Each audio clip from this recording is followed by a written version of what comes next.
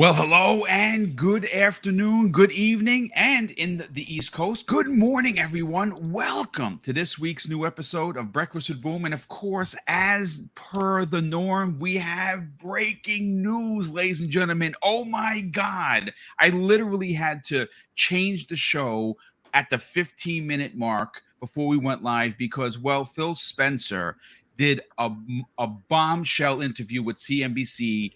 And man, he talked about here, there, and everywhere. He threw Tencent under the bus. He basically talked about exclusives being an important part of the industry. He specifically made mention of Sony. He talked about that they can't hit a pause button once this deal is done, that the industry cannot be paused. They're going to be very aggressive. I mean, we're going to spend the next 2 hours, ladies and gentlemen, talking about what led to this interview. And we're going to start off with what happened yesterday with GameIndustry.biz. Someone, aka the Cowardly Lion, Jim Ryan, made a particular comment, which I have in front of me. And we're going to talk about that. And I think that based on what Jim Lion Dance Moves Ryan had to say, sparked this interview with, of course, Phil Spencer and CNBC. And there was a lot to talk about. Let's get, first of all, we have a monster panel here today. We'll start with our very special guests, Crazy Lou Gaming from Xbox International. What's going on, dude? How you feeling? Oh man, I'm feeling pretty good and happy to join you today in Breakfast with Boom, man. We got a lot of stuff going on today. And while we're talking, I just ordered my Old Spice deodorant because I ran out of it. And like the commercial says, Old Spice deodorant makes you smell with power. So I love it. I'm pretty excited, man. Pretty excited to join y'all. So let's have some fun today. Yeah, we're going to have a lot of fun because there's a lot to get into. And of course, making his return appearance, whenever we get these big opinion pieces, he seems to have the day off. It's like the stars have aligned. Crispy Bomb, I know you have a lot to say about good old Jimmy boy. How you feeling, man? Welcome. Oh, feeling great. Watching that interview, all I heard in my head was round one, fight. And I was like, okay, it's on now. So we're gonna get into it. But yeah, it's getting a little spicy now. And I mean, I just hope we're not talking about this until the end of the year because it will get a little redundant at some point. But it keep having these little tidbits. So let's get into it. Yeah, I mean, listen, obviously we want to talk about games. Real quick, speaking of games, if you didn't know, Wu Long, the game that was announced by Team Ninja that's coming into Xbox Game Pass, the demo is up for both the Xbox Series X and PS5, so you can go check that out. I'm downloading it as we speak. I've been overloaded this morning with a lot of stuff that I had to do, so I didn't get a chance to actually play. But definitely go check that out. Go just type in Wu Long on your browser for whatever store you want to use, and you'll see it and download it to your console. But Web Dave, brother, how you feeling? Welcome back. And yes, there is some more Phil Spencer, or as the kids call him, Phil Spender news that we have to break down. Yes, it is. Yes, it is. I also like to thank Dark Knight in the chat who brought that to my attention. That's why I put it in there for you to check out. And yes, wow, what a awesome. So I'm ready to get into it now, man. Yeah, shout out to Dark Knight, who is normally seen, of course, on RDX. And we want to thank him for being here and then dropping that information, because that is that's some big news. And again, I had to literally change the whole show, thumbnail, title, everything. It's worth it, though.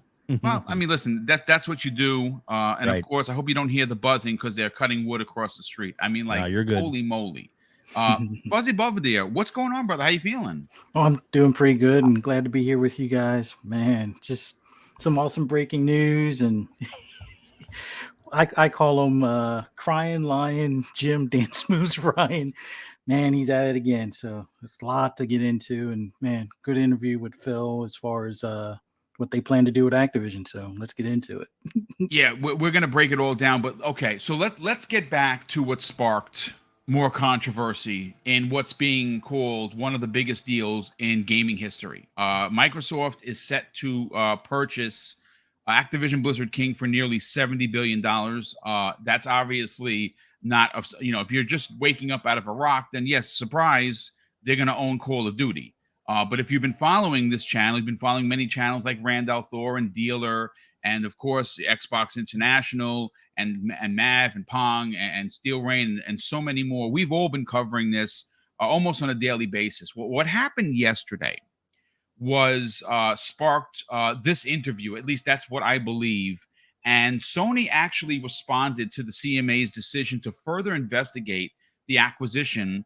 And they said that it welcomes this announcement. Now, of course, this story was pulled from GameIndustry.biz.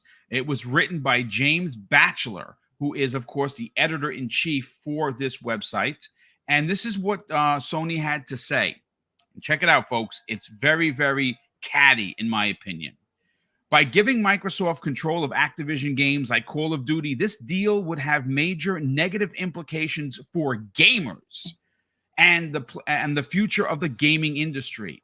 Now, this again, they didn't specifically say who gave this statement, but let's face the fact: no one gives a powerful statement like that unless it's Jim Ryan. It's not his intern.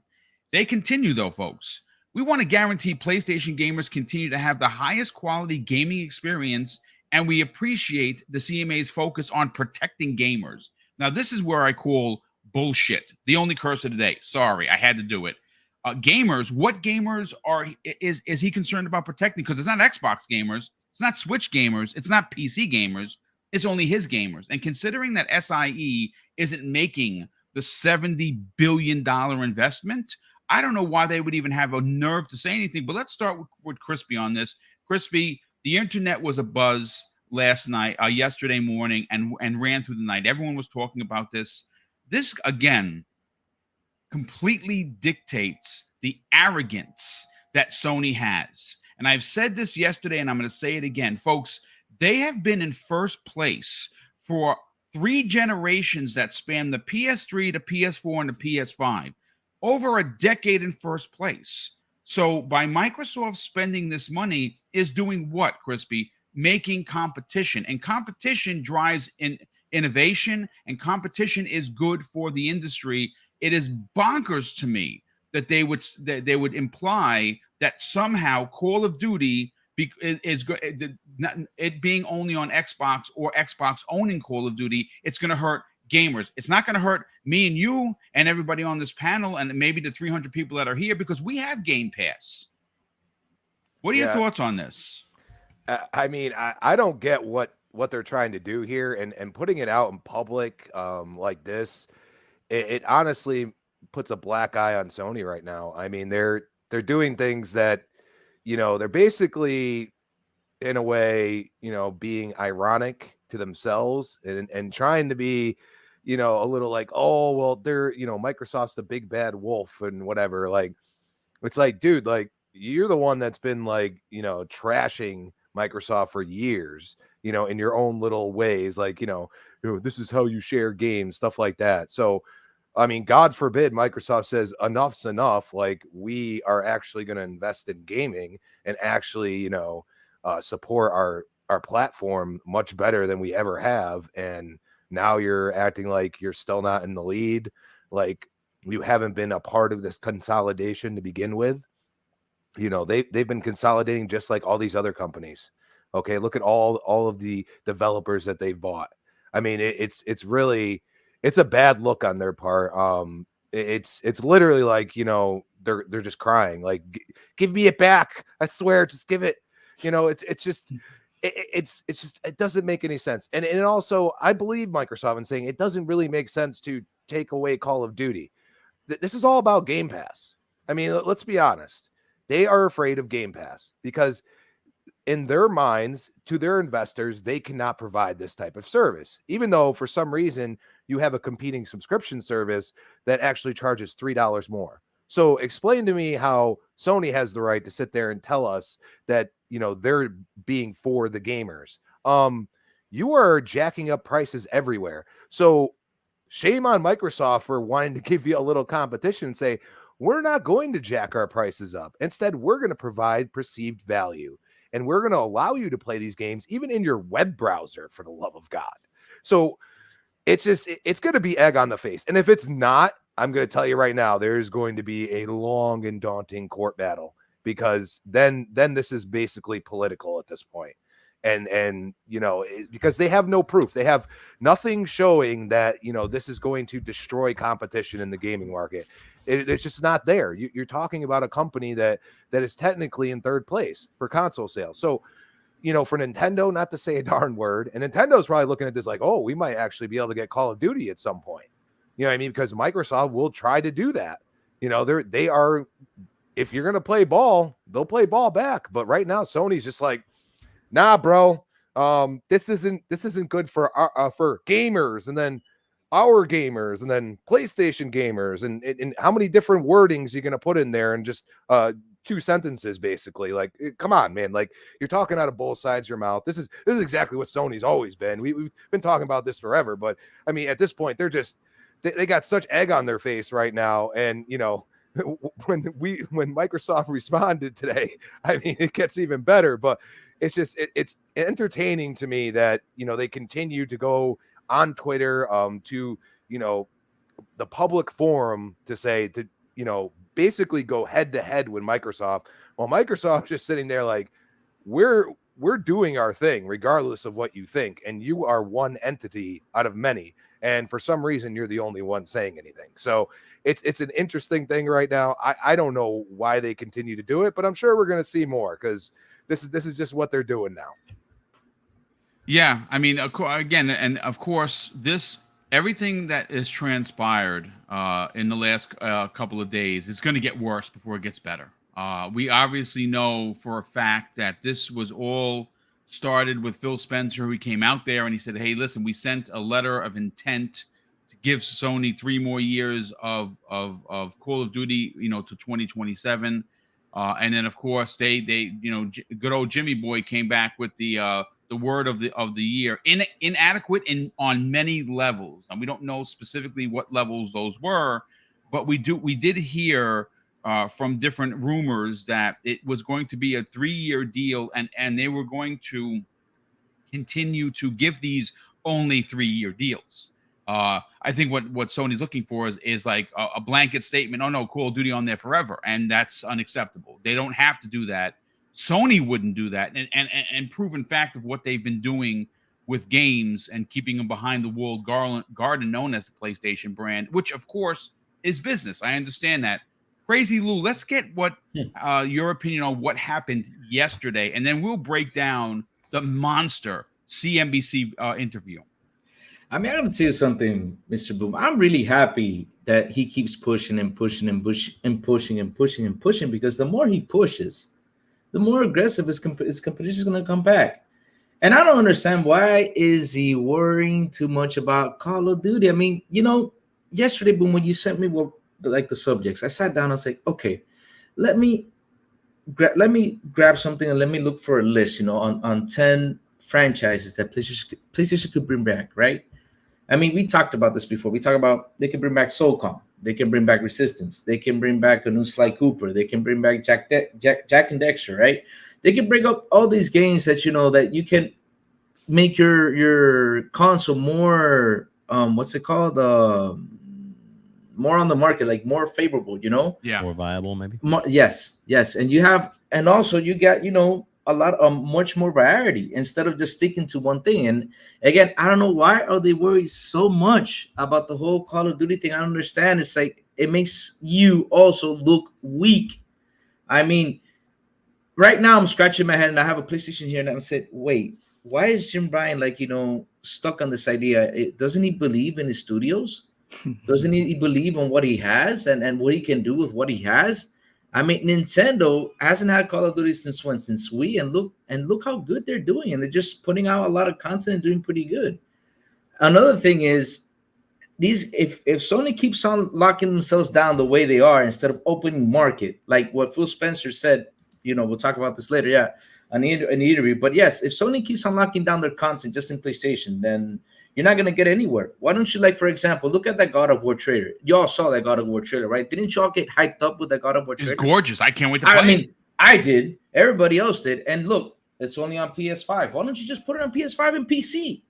And you'll see your reaction. You'll see how that will get just a mega reaction. And okay, I understand you're scared that if it gets so if Microsoft locks it down, it's going to be bad for you. Hey, Phil Spencer has never locked his door to open. He's always open to negotiations.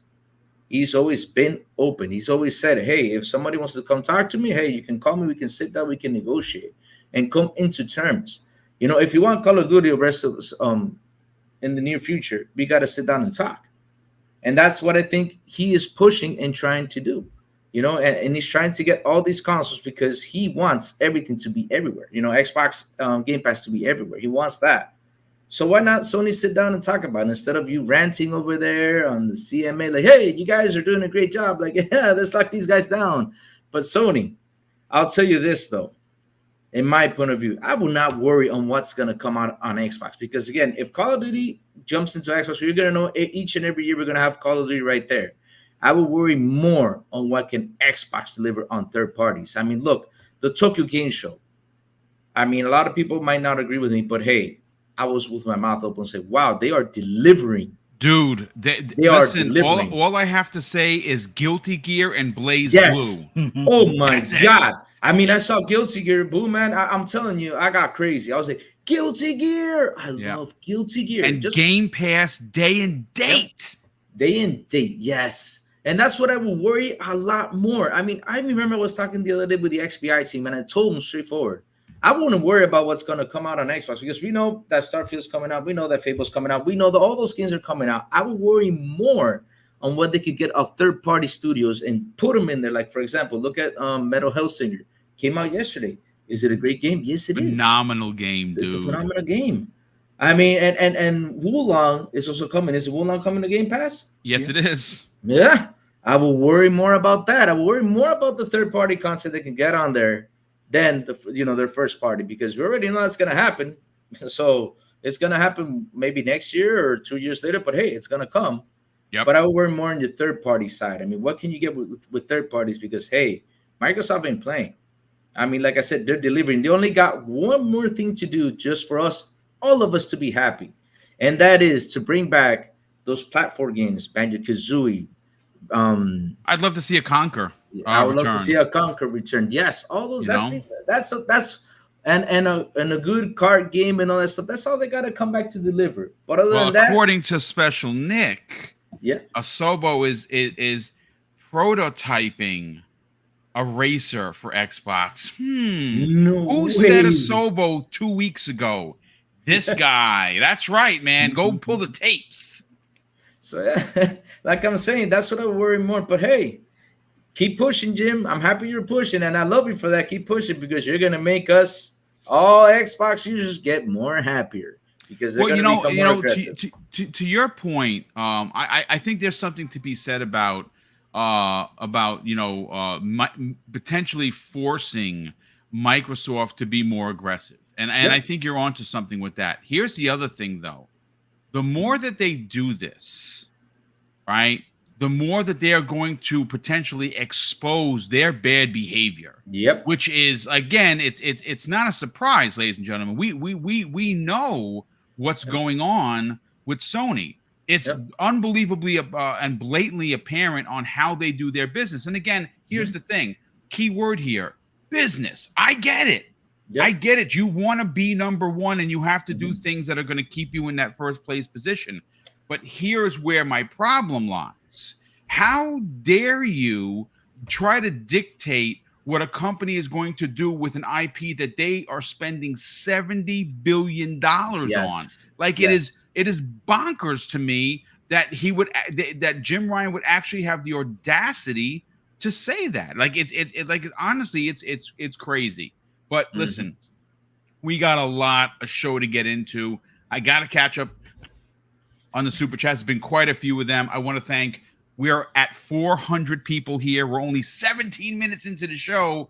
That means this is going to be a banger, as the kids say. Let's start off with Shooter 2853, who was nice enough to give me a code for the Modern War beta, which I'm actually going to play. Like, I don't normally play Call of Duty, multiplayer. But this looks so good that I think I'm going to have to give it a shot. So, Shooter, thank you so much for that. He drops Very generous $10 super chat. Says, good day, Boom, Mrs. Boom, Web Dave, Dreadpool, the crazy one, Fuzzy and Crispy.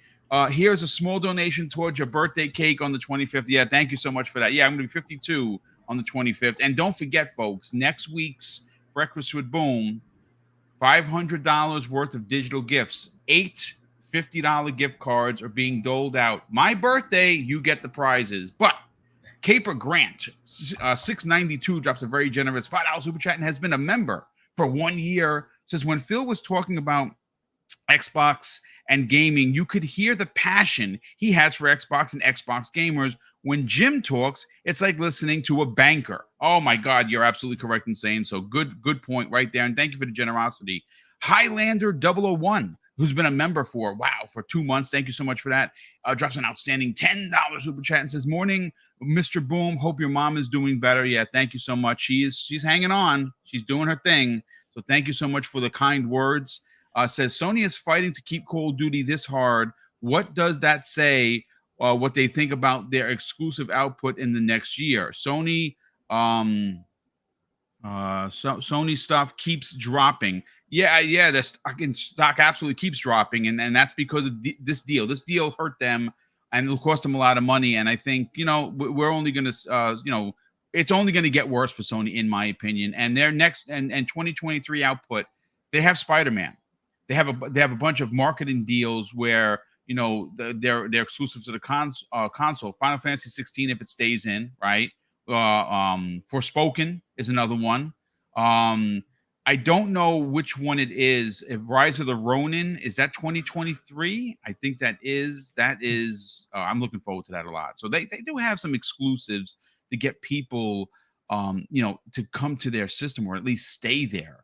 But what they don't have, and this is Crispy's always banging this drum, is the multiplayer aspect. A lot of their games are going to be these.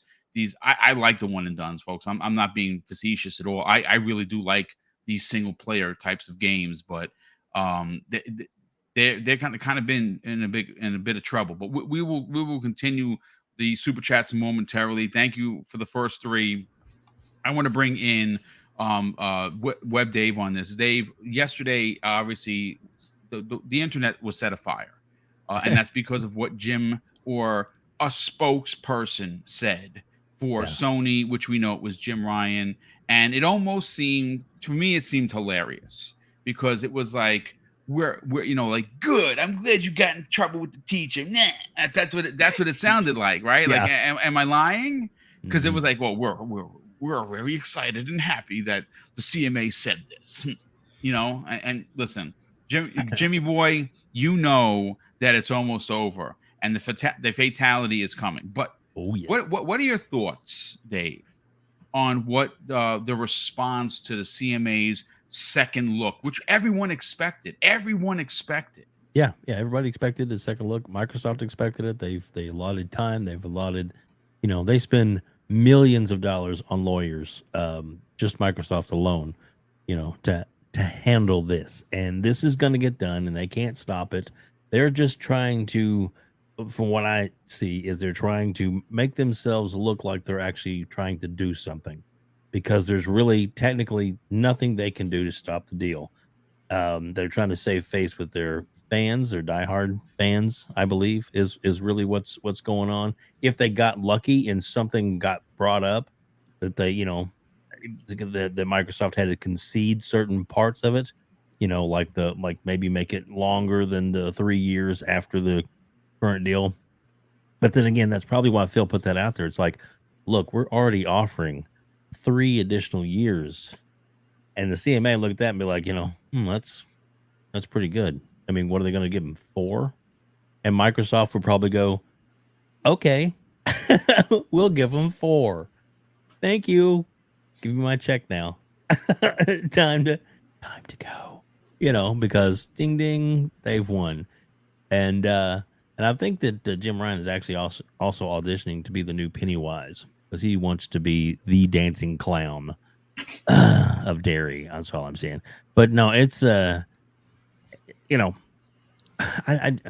I'm so glad, and I know we're going to get into it here in a few minutes, but I'm so glad that at the Tokyo Game Show they sat down with Phil CNBC and said, "Hey, it started asking him some tough questions, and he had answers, and he had a lot of answers, and and none of it, I think, from the way Phil came across, was vindictive or petty like Jim.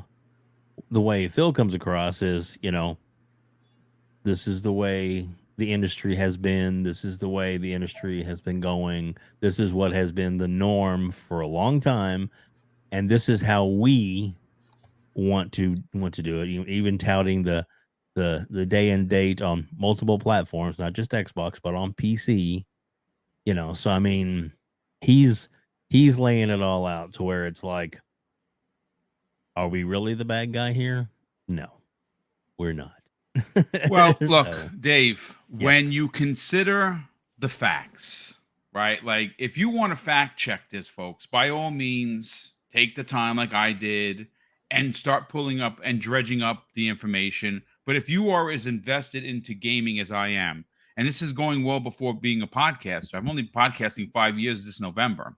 Mhm. I'm relatively new to the scene. And on top of that, I'm an old man coming into a very young man's game, right? Sony has done great things for their gamers. You can't argue that the output of first party is tremendous. You can, if you want to argue that, because that good on you. I'm going to give them the flowers that they deserve, specifically in the first party output, because their games are legendary. They're timeless. They have continued to hit 90 plus metas. Now, maybe they're not your bag. I hear you. I'm not going to argue about that. If that's in fact the case, okay, not a problem. But here's the thing. What they're not good at is messaging. What they're not good at is treating their customers with respect. And we've seen that happen in 2022, where they've gone on a rampage of bad PR and bad press and doing all kinds of things to negatively impact their customers, who right now are fighting for their life to put food on the table. And I've been fighting. People fight with me. Oh, well, boom. If you're fighting to put food on your table, then you shouldn't play games. F you. Like, who thinks like that? Like, honestly, what? Because you are, are only making $30,000 a year, and you're trying to figure out how to, pay the light bill and your cable and your mortgage, and you're not supposed to have fun? Were you supposed to sit in a corner and rock until the next day of work? You can't want better for your children. Maybe they want a PlayStation 5, probably want a PlayStation 5. And they've done all kinds of anti-consumer things this year. And you can argue with me all day long if you want. I think that they can care less about their customers. When you read that thing about what about the spokesperson had to say, they talk about gamers, meaning that it's a broad stroke. They're talking about, but in reality, folks, are they talking about Xbox gamers, PC gamers, Switch gamers? No, they're not talking about any of those. They're talking about PlayStation gamers, and they don't even treat their own PlayStation gamers with respect. Listen, we got a lot to cover. Let's get Fuzzy, then we'll get Dreadpool in here, and then we're going to get into what Phil Spencer had to say. And I'm not going to be able to cover everything in one show. I'm going to pick out some of the good parts. But Fuzzy, let's talk about what the spokesperson from Sony had to say yesterday regarding the CMA asking for the second look. Yeah, karma's going to come back to bite them, I think, in the end. But it's really funny, considering that they're happy, or it seems like they're quite pleased that the CMA is doing a more investigative look into the acquisition.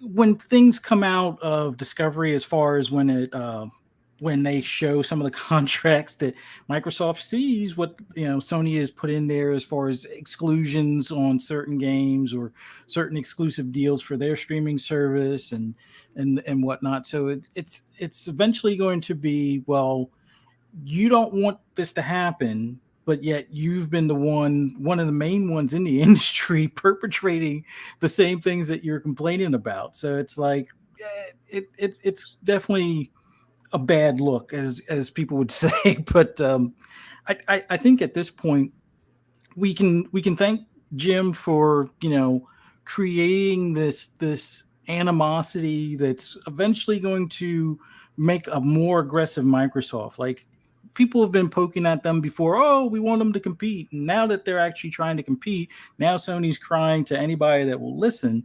And it's only going to make, I think, matters more stringent in the sense that, okay, Microsoft will have to probably, like you said, concede from 3 years to 4 years. Whoop, big whoop, type of deal. Yep. That's something that they'll probably be fine with. I think in the grand scheme of things, they don't want to have anything hanging over like a forever contract or anything remotely close to that. So something in the 3 to 5 year range, I'm pretty sure they'll be like, okay, we'll sign it. And they're kind of smirking in the background. And when things start going into Game Pass and they start growing their market share, a lot of these things that Sony's been doing where they pay for the timed exclusives or exclusive content is eventually going to kind of die down, or we're going to see Microsoft counter it in a more aggressive fashion. I mean, one of things, it's ironic to me with Sony's complaint that they got that beta weekend deal for the early access deal for Call of Duty. It's like, wait, you're the same guys that did the exclusive mission on Hogwarts, which isn't that more of like a detriment to the industry? I mean, it makes me not want to buy the game at that point. It's like, I wasn't planning on putting, or I mainly buy only the PlayStation exclusives on my PlayStation. But if you're going to have an exclusive mission, because been there, done that with Destiny, I ain't doing it ever again on a PlayStation where it's like, oh, this content's locked away for a year, then I guess it's not for me. So it's definitely a bad practice that is just coming to light, and hopefully the CMA gets all the info from Microsoft legal team, and they go from there. And hopefully in a few months we hear what the results are of it. Yeah, I would imagine that we're going to hear about this in March. Like, I was all set for this year, and the more that the second looks decide to come in, I now expect it first quarter of next year. Most people, and obviously this comes all the way from Microsoft proper. They said June of next year, which would be right around the time of E3. Imagine if this is held up to E3 and they announce this at E3, and then they say, "Oh yeah, by the way, we own this, but look at all these games coming out for the next 12 months. It's going to be a bloodbath." Dreadpool, let's get your opinion on this. Obviously, you know big business. You've seen things come and go, right, wrong. What are your thoughts on the spokesperson basically going, nah, you got in trouble, CMA? I think it's embarrassing, to be honest with you. And this I'm weak act is pathetic. Like, honestly, if you are a Sony fan, you got to feel embarrassed, bro. Like, honestly, you got to be like, damn, man, I'm not with that guy, because this is weak sauce times 1,000. You're the market leader. You've been the market leader for over a decade, and this is how you're acting.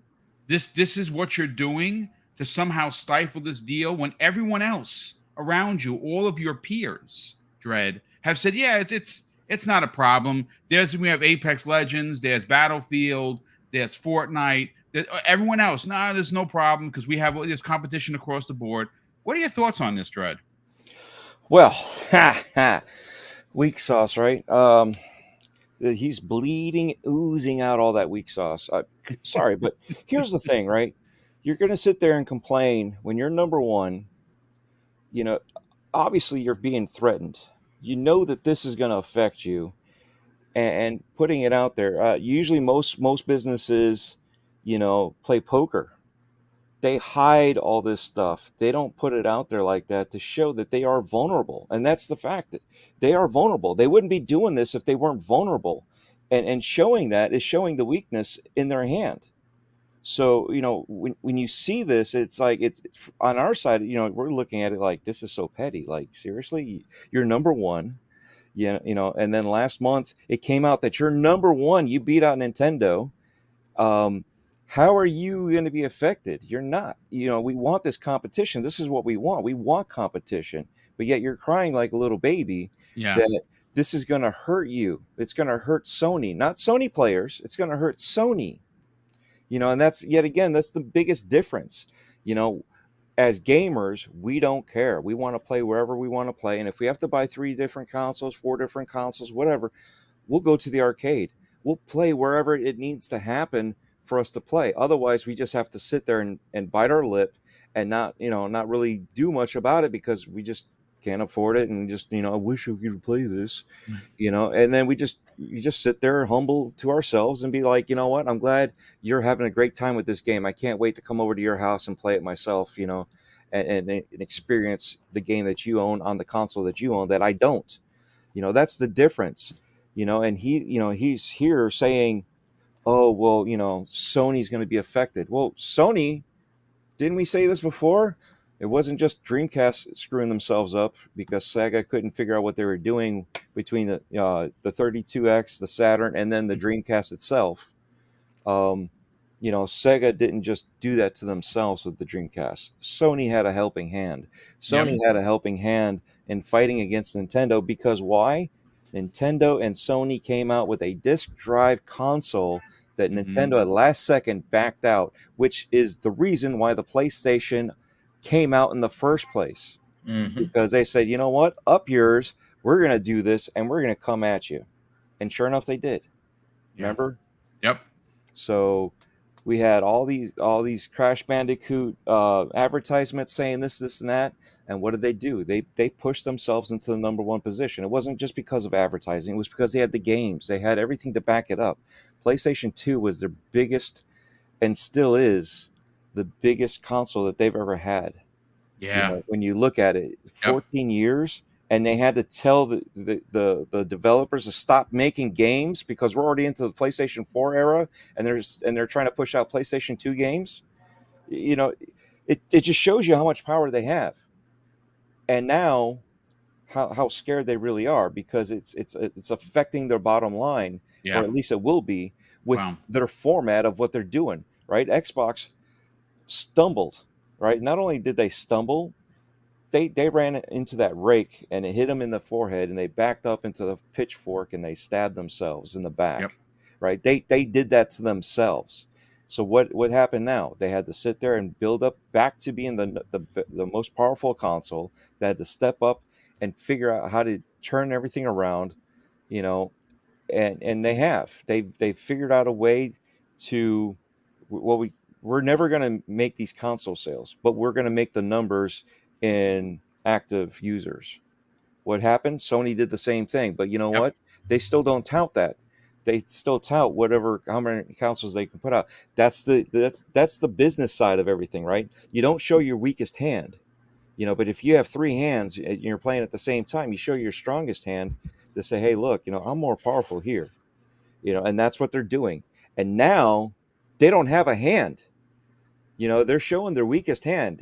This is the insane part of, why are you crying? I understand they have to do their part and say, look, if they're not doing their due diligence to stop this, because anybody if you're racing, you're not going to put street tires on a drag track, right? You need to put the best tires you can on there, but you're not going to sit there in a street race and say, well, I only have street tires, and I just have the basic Goodyears. In the meantime, the other guy, I said street race, drag race, but the other guys got the Thompsons.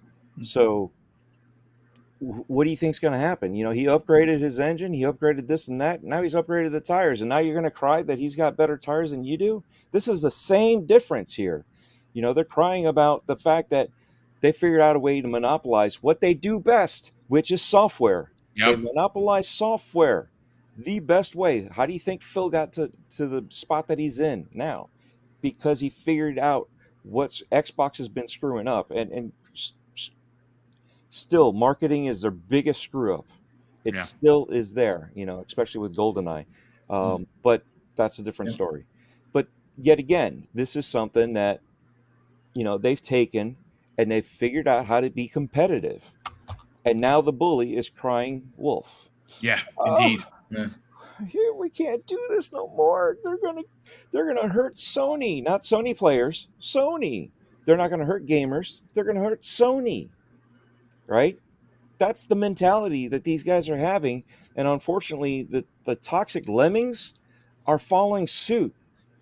Why are you falling for this? You need to tell them, Sony, step up. I understand you got to do what you got to do to, because if you don't stand up and say something, then it's going to happen. Yeah, If you stand up and say something and you're still in the wrong, oh, well, whatever. But they're crying about it. They're making a big deal about, oh my God, Phil, I thought this was a private thing. But yet you said something first. It came out first, that it was on your end. But now you're going to blame Phil for bringing out a private conversation. What are you doing now? You're amplifying that private conversation that you thought was supposed to be private, that you backtracked and backstabbed everybody on.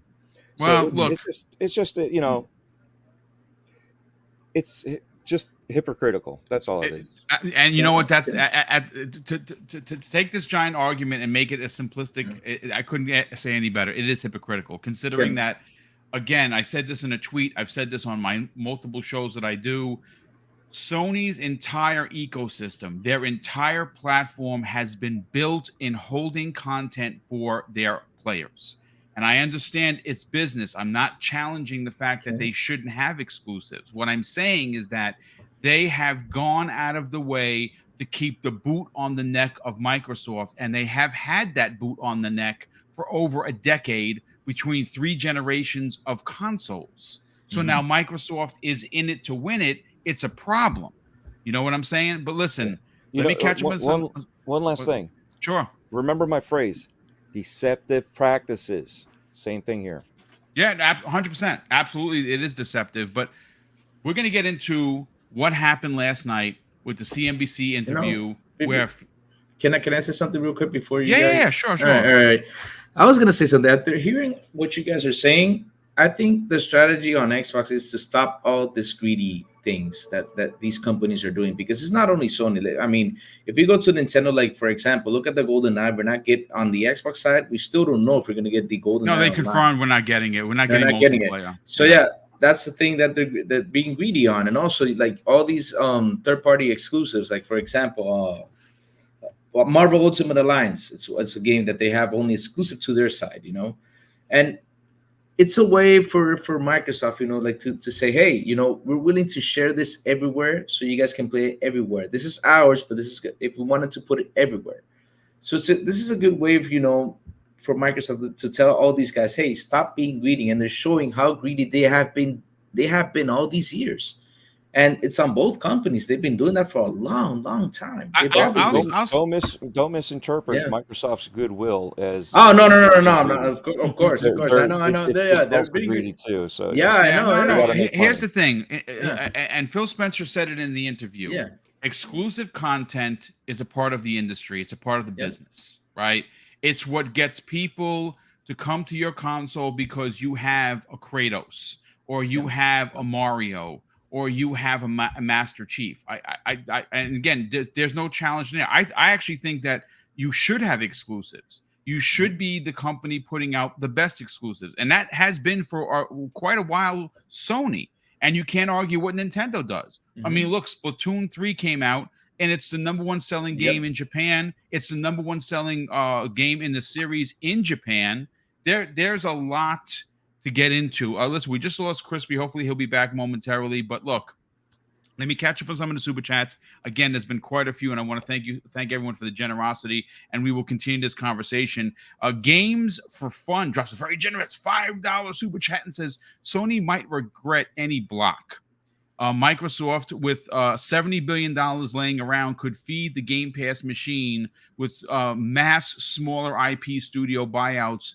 It's a no-win situation for Sony. I absolutely agree, but this deal is going to go through, and we're going to talk about specifically what Phil had to say that's extremely interesting, coming on the heels of criticism of Microsoft owning, doing a $70 billion deal. Wait till you hear what he had to say if you didn't already. Oh, yeah, here's Crispy Bomb. All right, Crispy, welcome back, brother. Stitch 6669.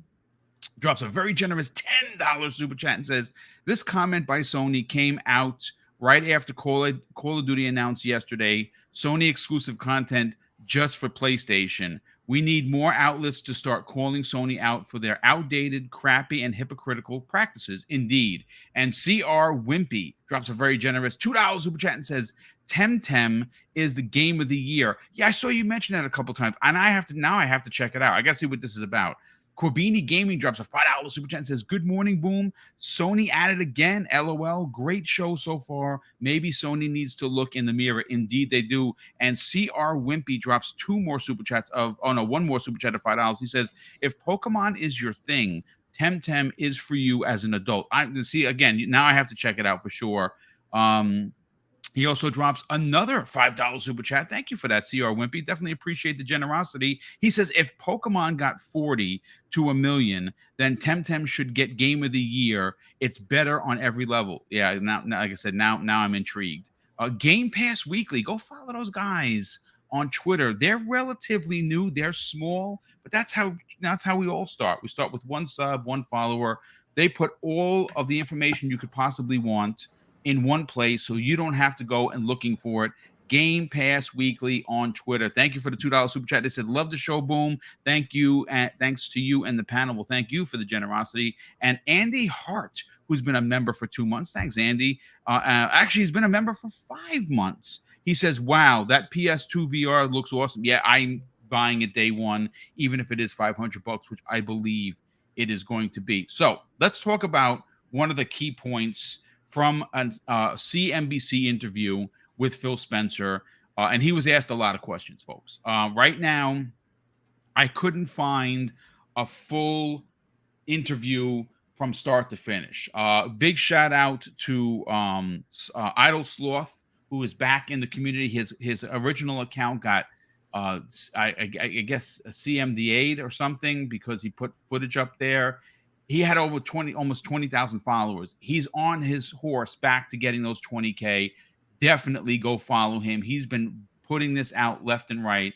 And there's all of the you can pretty much, if you're hip to Twitter, you can find pretty much everyone talking about this.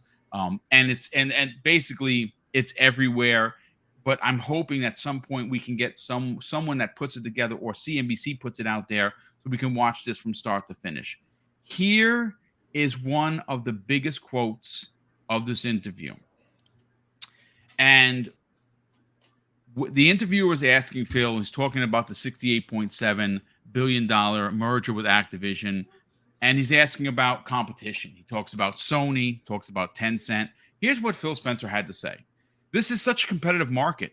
I don't think we get to press pause on anything. And he's responding to, what do you do after ABK? And he says this: Tencent is the largest gaming company on the planet today, and they continue to heavily invest in gaming content and game creators. Sony is a larger business than we are in gaming today, and they continue to invest. Again, throwing these two companies under the bus, I think it's absolutely important, because Sony, folks, if you haven't been paying attention, has picked up over 8 studios in the last 18 months, including a $3.9 billion pickup of Bungie.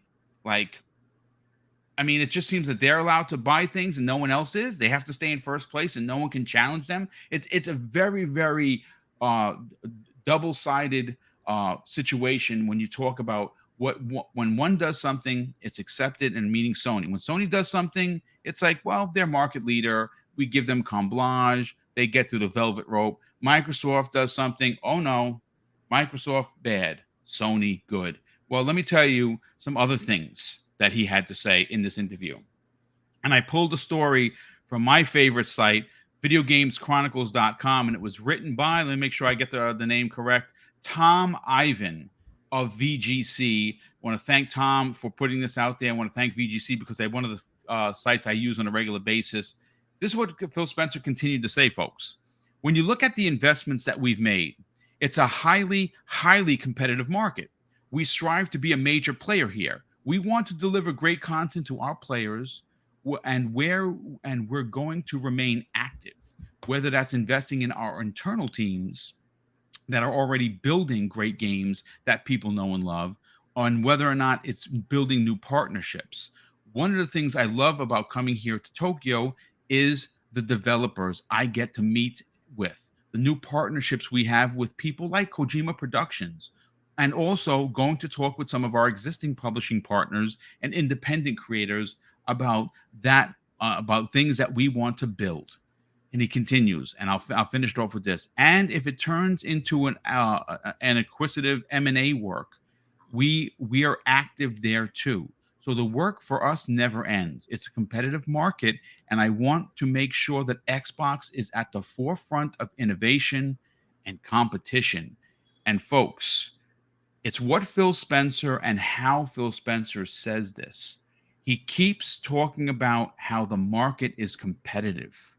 He keeps using the word competitive, and he's absolutely right in doing so, because what he's doing is laying the groundwork to say, wait a second, what is the concern about ABK when all of this other business is going around? People are making money, millions and millions of dollars left, right, and center. There's new studios being announced every day. There are new people coming into the industry. There's games coming out so much that we don't have time to play them. I think that this deal gets done. I don't think it gets held up at all. But let's get into the panel. Crispy, I want to start with you. You have a lot to say about this. Phil Spencer is the master when it comes to laying the groundwork for stuff that makes you go, He every time he speaks, you sit back and you listen as if he's E.F. Hutton. What are your thoughts on this monster interview?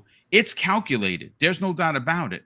Again, right? This comes on the heels of what the CMA had to say about the second look and Sony's finger pointing about, hey, go get them. This was great timing, and he had a lot to say here, Crispy. Well, I mean, we all know this is, if Sony said nothing, I think there wouldn't be anything but a response to the CMA itself at this point.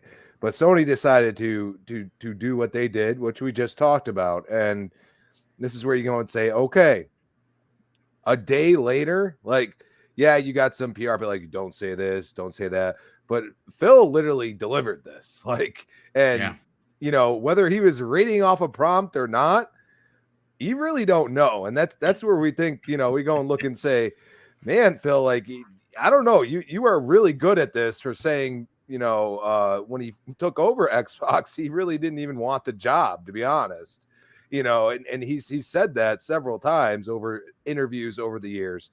It was kind of like, I'm the next man up and I took it. And now, I mean, look at him. He delivered. He absolutely showed that, we know what we're talking about here. This is not anti-competitive.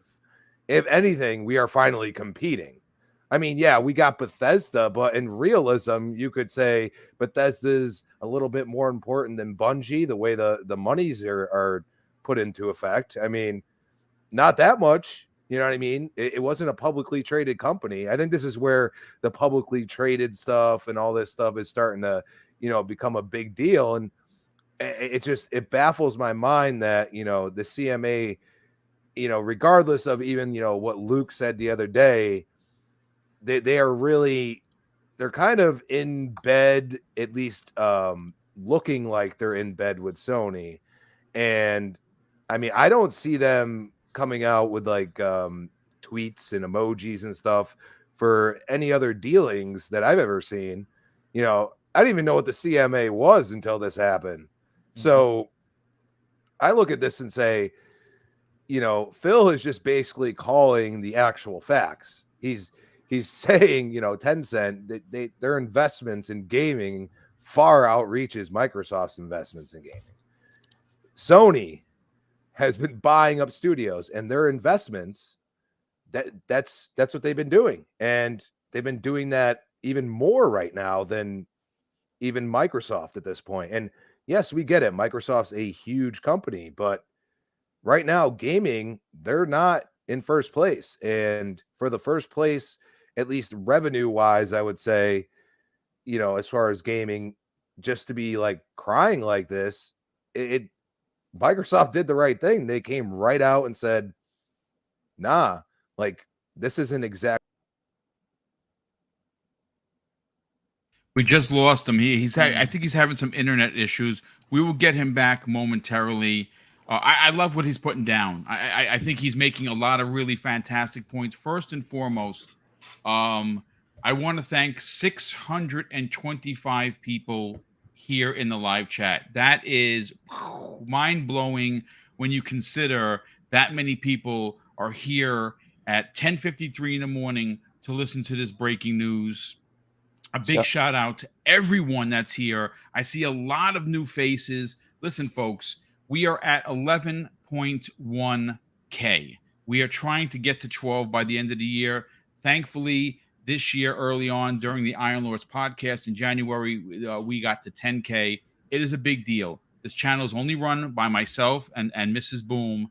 And to us to see the incredible success that we have seen in such a short period of time, that is a big thank you to everyone that's here. So we just want to say, if you're finding the channel for the first time, please consider subscribing. Also, consider hitting the here. Here's Crispy. Crispy, we'll get you back. I don't know what just happened like that. Yeah, that's right now. So real quick, if you're new, hit the subscribe button. If you are. If you want to, I've already committed to 5 days a week streaming, Monday through Friday, ladies and gentlemen. So if you want to be always known what I'm doing, hit the bell icon and consider hitting the like button. But Crispy, you were making some amazing points. Please continue. Yeah. So, we're looking at it in an aspect that, for Microsoft a day later to come out and have a statement, it doesn't feel like it was completely planned. It's more or less, Sony said something and now we're going for this tit for tat. And this is probably going to happen until one of them decides to not play ball anymore. But at this point, Microsoft's on the defensive. They are trying to get this through. And you look at it and you say, well, if one, entity is going to have an issue with this, we need to call this out, because if you really look at it, they are not, they're playing a different game. They're almost trying to, take away from the fact that they've done the same things that they're talking about. And for Phil to come out a day later and call this out very easily, because it's the truth. I mean, let's be honest. So that's where I go and say he seems very confident, and I'm sure Microsoft's very confident that unless there's some kind of foul play and there's something else to this that we don't know about, that this is going to go through. And keep in mind that if you've heard enough from anybody, if the CMA does not pass this, that does not mean that this, this can't happen. Okay. If the CMA is the only one, then it goes to the court system. You know what I mean? And everybody else is all, fine with it. Then there's court things, but that doesn't mean that it's not going to, go through. It just means it might take a little longer. So we'll see what happens. But, I think Phil is going to be ready to roll anytime Sony comes out and says something about this, because now Sony's pissed them off. And they're supposed to be partners, by the way. A lot of people don't realize that. Mm-hmm. They're supposed to be partners. So this is not acceptable, especially when they have small partnerships with Nintendo, but at the same time, Nintendo's not saying anything. And Nintendo's part of the gamers, okay? You know what I mean? Like, regardless of how you think, they don't do AAA. Well, in their eyes, their games are AAA. Okay, so let's be honest here. If not every competitor saying something, you only have one, then you do have to go after them. And that's exactly what Phil did. Hey, Crispy. Yeah. What's that? Hey, Crispy, next time Jim Ryan sweeps the leg, jump. Yeah, no, dude, like, it was the weirdest thing. It's like somebody hacked my computer. It just started popping up stuff. And then all of a sudden I got thrown out again. And I'm like, okay, like it's a special PlayStation bot coming into my computer right now, taking away the narrative. It's like, no, you can't say that, because it's darn truth, damn it. Yeah, no, it absolutely true. Listen, 100%. I love what you put down for sure. Andy Hart, who's been a member of the channel for 2 months, thank you so much for that, Andy, drops a £2 super chat and says, would it hurt Xbox if they made Call of Duty exclusive? No, actually it wouldn't, because what it would do is it would drive people to the box. And it's something that's Sony's biggest fear, because again, Sony, I mean, look, folks, let's take the kid gloves off here and call a spade, okay? You can't see Spider-Man on any box that's not a PlayStation, right? Any proper Spider-Man solo game, whether that be Spider-Man 1, Miles Morales, Spider-Man 2, or even Spider-Man the character in Marvel's Avengers, you could only find in on a PlayStation, right? What does that do if you're a fan of PlayStation? I mean, of Spider-Man. It makes you Yep. go out and buy a PS4 or a PS5. That's what it does.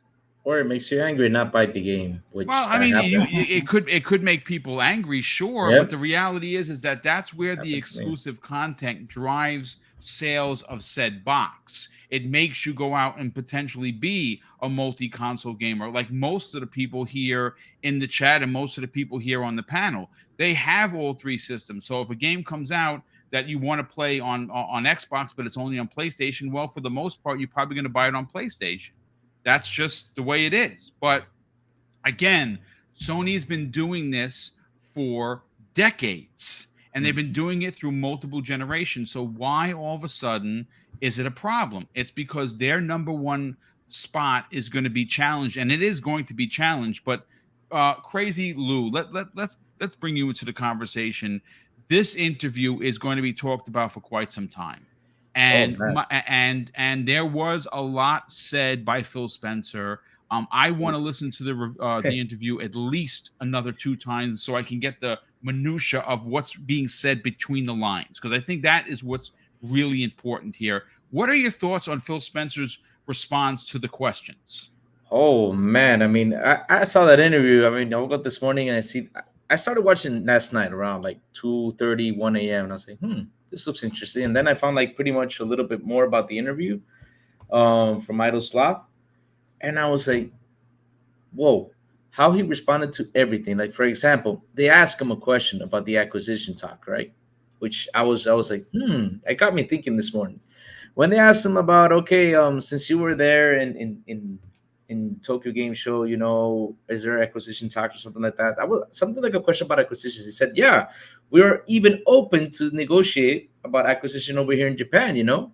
Like if somebody can come around and talk to him, you know, buy, to say, hey, we're selling, you know, that got me thinking this morning. I told myself, if Square Enix is proudly presenting this balance, well, could this mean that Microsoft could be negotiating with them to buy them? You know, I was like, that could be like an interesting, you know, thought right there. I'm just saying, you know, putting my thoughts out there about that. And not only that, he also like how he threw on the economic challenges that people are going through, that they're not going to raise the prices on their console. They said, nope, we're not going to do it. As of today, we're not going to do it. We're going to keep the console price normal, and we're just not going to raise them. So, and not only that, I just love the way he was just chilled, how he was relaxed, and how he was responding everything, you know, how he responded to the whole Call of Duty acquisition thing. He sounded like really relaxed, really confident that this deal will go through. He did. He was really confident about it, and you know, it made me really happy that see him, like how confident he is, and like how Fuzzy said, I mean not Fuzzy, Crispy said he's prepared. It's like they came prepared for what it was coming. It's like they knew this was going to happen. Literally, it seems like they knew it, you know, and they're relaxed and they're responding the way how he should respond. Like, for example, he said, are you guys going to keep Call of Duty to yourselves? He said, you know, we want to make Call of Duty everywhere. We want to make it available for everybody, you know, like we're making Game Pass on PC, we're making Game Pass on your cell phone, tablet, everywhere. So he pretty much like threw a pitch right there saying like, yeah, hey, you guys want Call of Duty? We're going to have to sit down and talk with me. You know, you're going to have to sit down and say, hey, you know, you want this over here. What are we going to do? What are we going to negotiate? You know, because like I was mentioning earlier before about you guys talking about how everybody's greedy. What Phil Spencer's trying to do is get his product out there, you know, and get it to make people share his product, to enjoy his product, you know, to sit down and make it via app. That's what I'm trying to like visualize in the future. Making via app, like Netflix has it, like Disney Plus has it, Paramount, you know, that's all everywhere. So during this interview, everything I saw, I was really amazed. I was like, wow, I mean, he actually made a lot of good valid points. He's still open to acquisition, which is really important. When he mentioned that, I was like, oh wow, I mean, they're gonna keep on buying, especially because of all the competition that's going on. He mentioned Tencent, that is really big, and he mentioned a lot of them during that interview. That he was just dropping bombs and bombs and bombs and bombs, because since all they've received was bombs because of the whole CMA issue, he was saying, hey, you got these guys, you got this guy, Sony's big, Tencent's big. He's mentioned a lot of the companies that have been buying. So, like I said earlier, Jim Ryan, keep on pushing, CMA, keep on pushing. You're just gonna make this guy be more aggressive, and when this gets more aggressive, it's gonna be way better for us gamers. I mean, this is gonna be a great generation from what I see. And I mean, look, you made mention of something that's interesting. The more that this gets out, the Sony continues to push. Yep.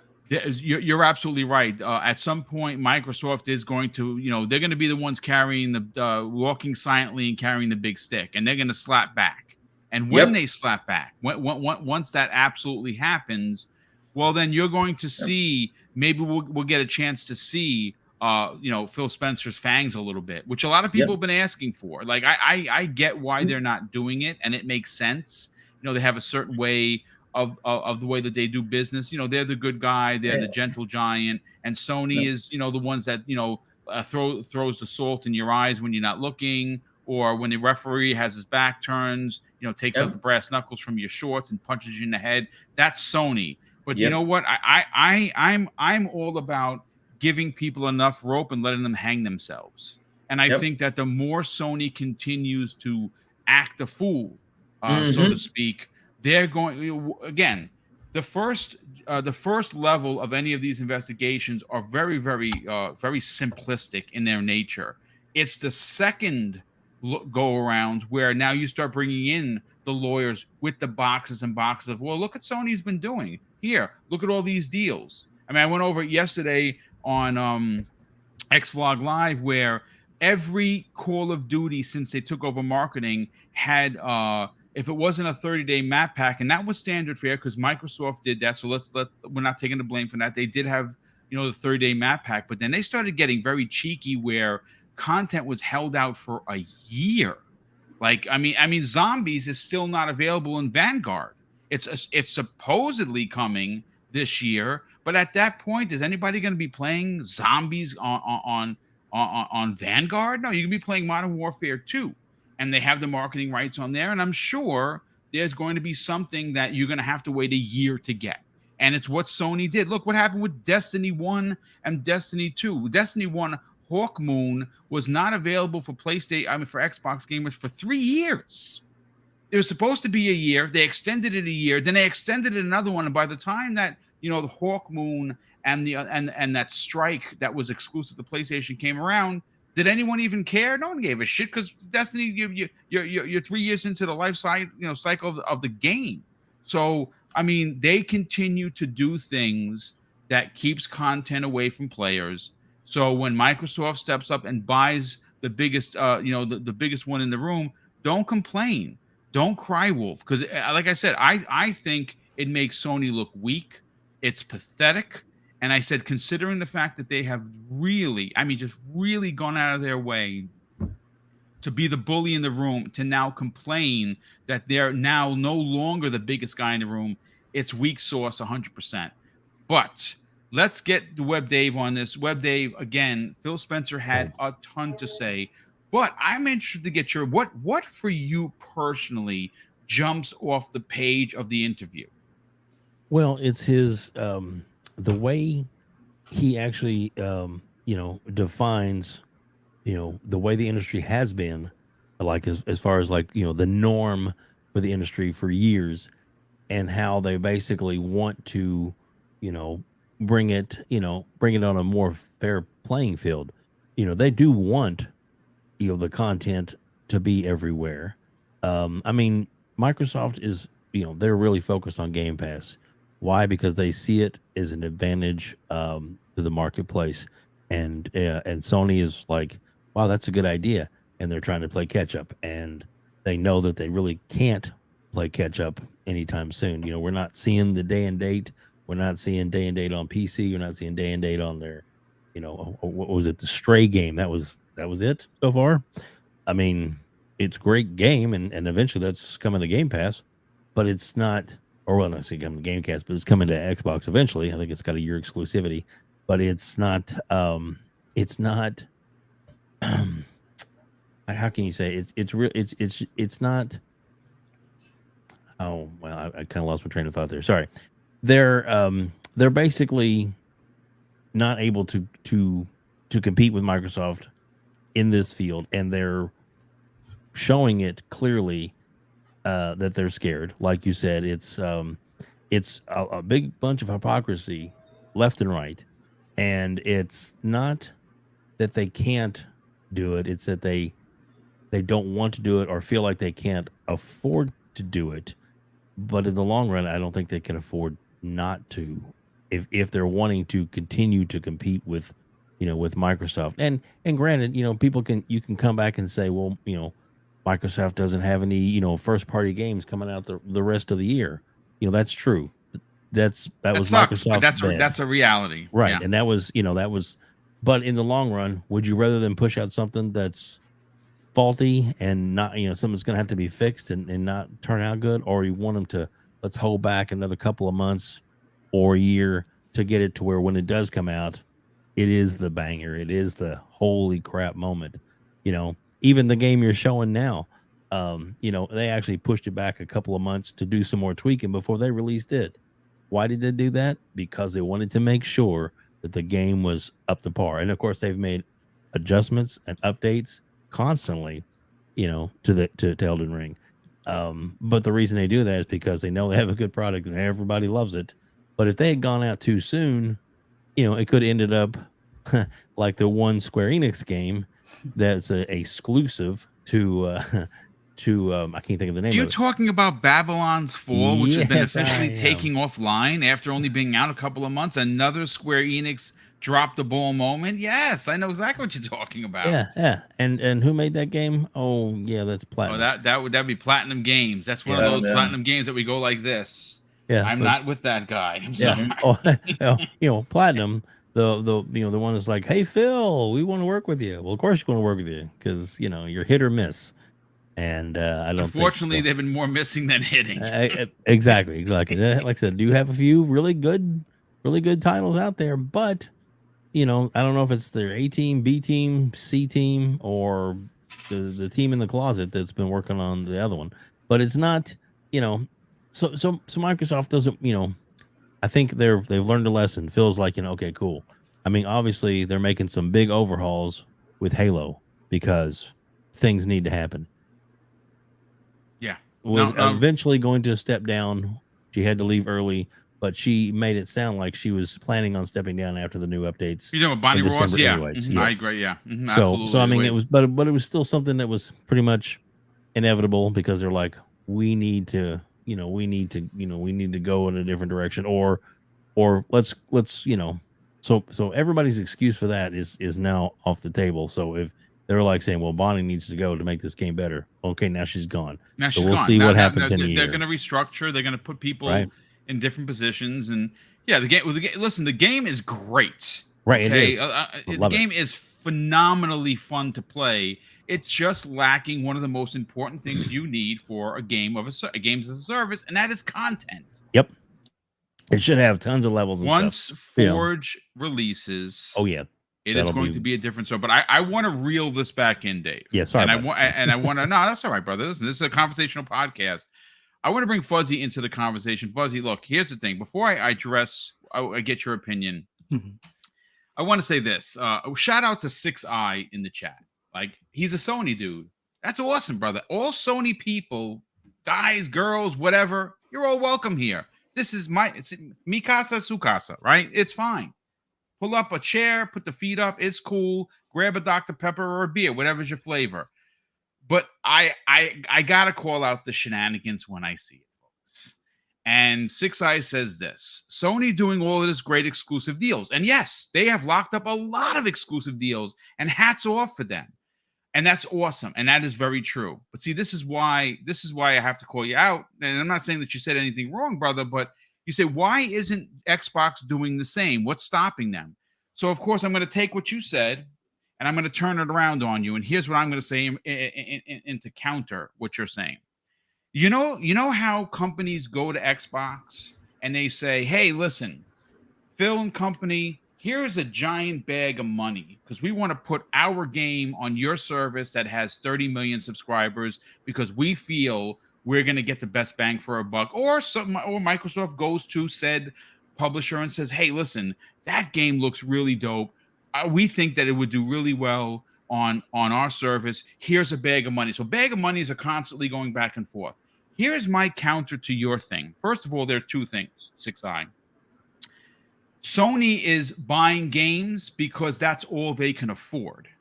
Microsoft is buying publishers because they're a near $3 trillion company. So that's the difference right there. That's cut and dry difference. Sony buys games because that's all they can afford, right? And I'm not dissing them. I'm telling you the fact. They're a $1 billion company, but they're not a $1 trillion company, right? And Sony's and PlayStation's the only business making bank for them out of all of their businesses that make up SIE. Here's the other thing. If Sony really, really, really wants Call of Duty to stay on the platform, maybe they should pay Microsoft that big giant bag of money to get it into their service the same way other people have done that as well. Those are my two counters.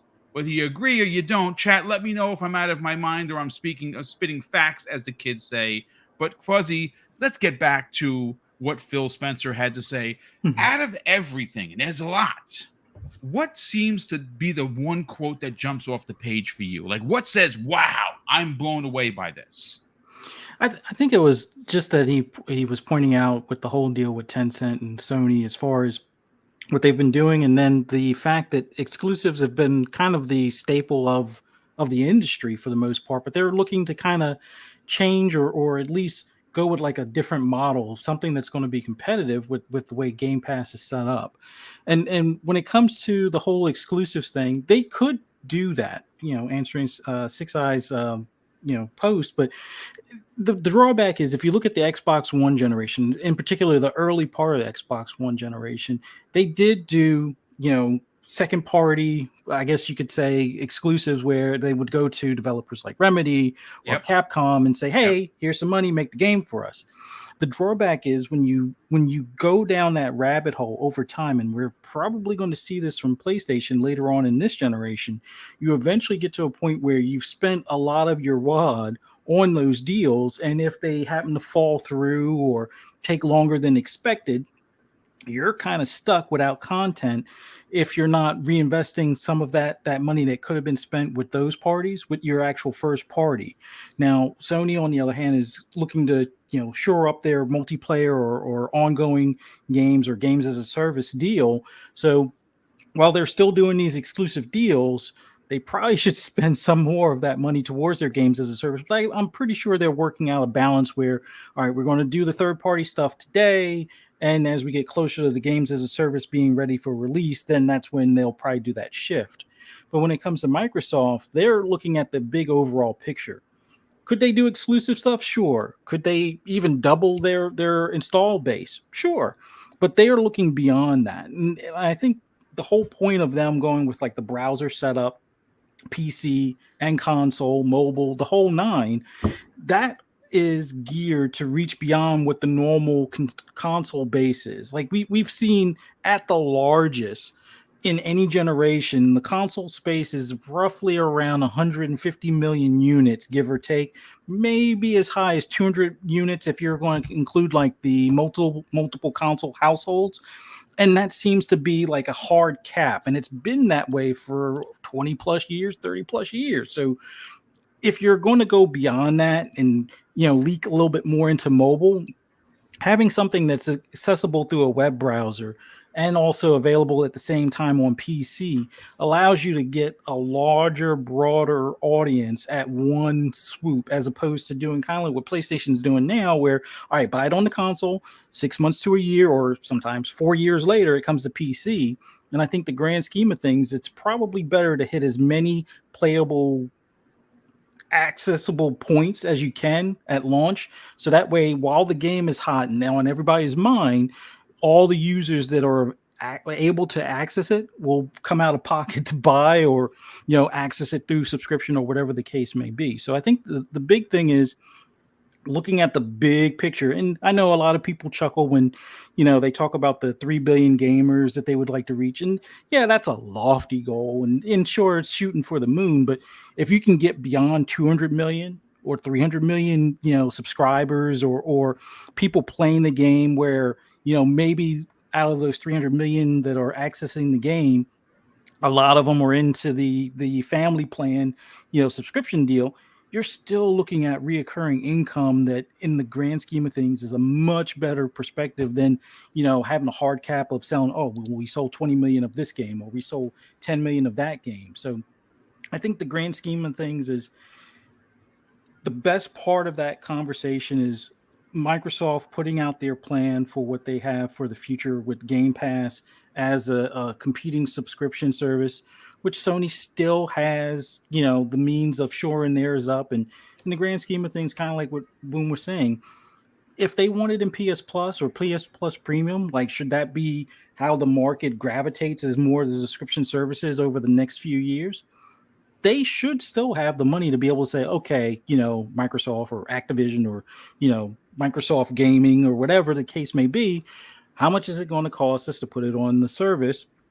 And sure, Microsoft could probably stick it to them, but I think in the grand scheme of things, to get more eyes or hands on that game, they're going to come up with a price that would be fair and reasonable based on what the market is for games in general going to a subscription service. So at the end of the day, best bet is just keep an eye on what Microsoft is looking to do for reaching more gamers, whether it be on mobile, PC, or console, or otherwise, or even TVs for that matter, and go from there. But yeah, I was pretty pleased with the calm, cool collectedness of Phil's interview. He did seem like he was. Yeah, He cool. seemed like he was chilling. He was like this.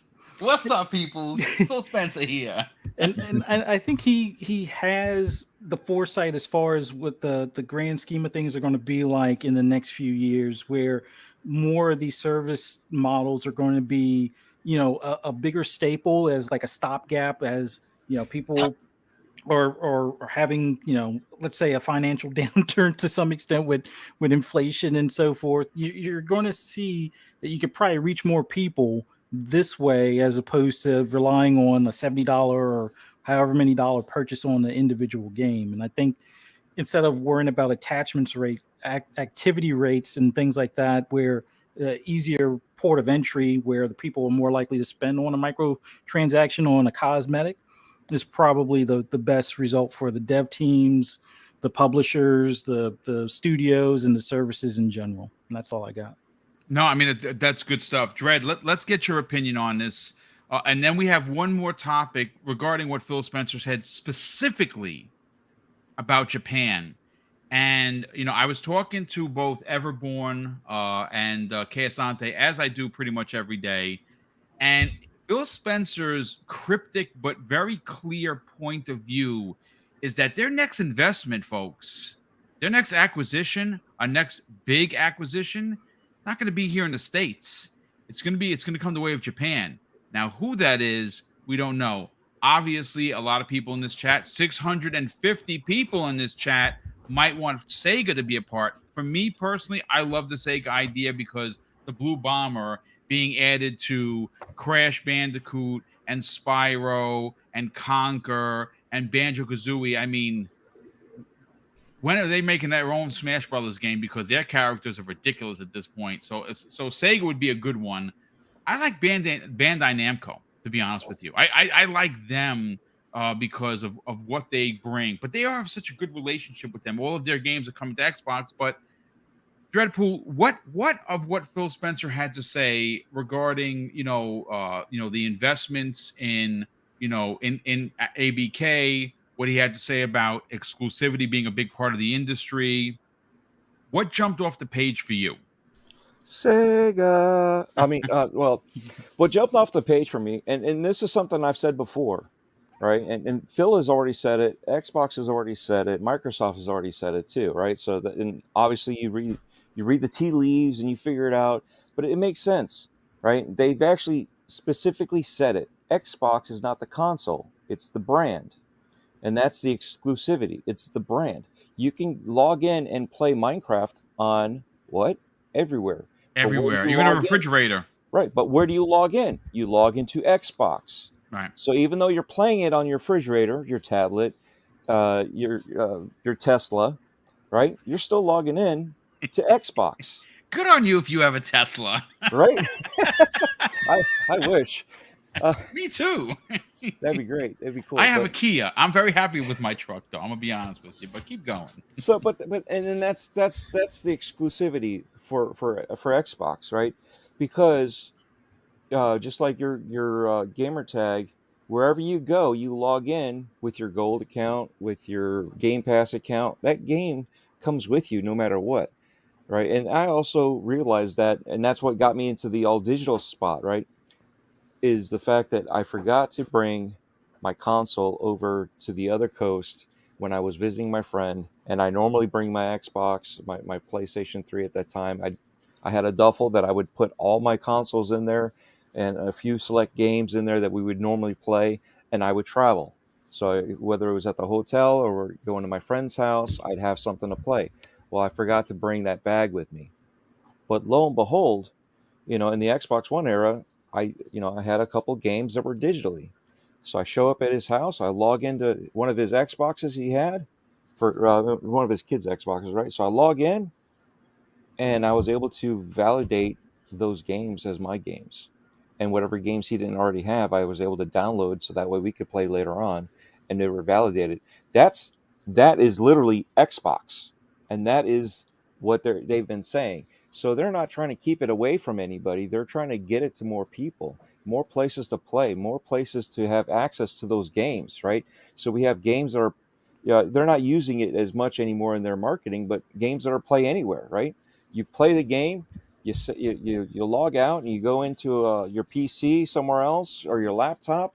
You log in, you still play the game. You continue on that same game. It's not two separate games, and that's what they're doing differently for this versus the fact of you're locked down to only playing a PS5, or this game is only available on PS5, but yet a month later it comes out that it's a PS4 game.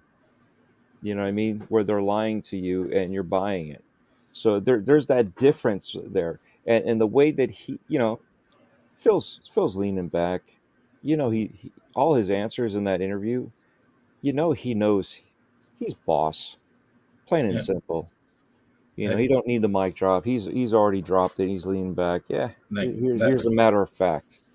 But when it comes to the next acquisition, you can almost guarantee it's going to be an acquisition from Japan.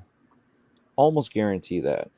But there are so many other studios that they are trying to get in the rest of the world, right? So you got studios in Africa that they're trying to provide support for. You got studios all over Europe that everybody is already known for. So they're trying to get more demographics from other areas to produce these other games, because we want, what do we want? We want more games and variety, right? They just had the Tokyo Game Show with their announcements, and everybody's been blowing up that, holy cow, this is a game I've been wanting. For me, it Tokyo Game Show didn't do much for me. It was cool to see certain things, it was cool to have certain games like that, but a lot of the games were not for me. I just, right now, I'm not invested in those type of games. But you know what, there's a whole lot of people that are. And what does that do? It brings in more people into the brand of Xbox, and doing something like that gets people yet again to play in different places. So if you don't have the console, you have a a Samsung TV, you can play there, right? You're still playing off of an Xbox console in their servers, right? So you're still playing on Xbox hardware. You still have access to all that, and this is kind of the thing that people are forgetting, and being blocked for one thing or another. they're still going to go for it. They have a mission to get more players to have access to more games, and and this is the greedy part, right? Whose name is going to be synonymous with this? It's going to be Xbox.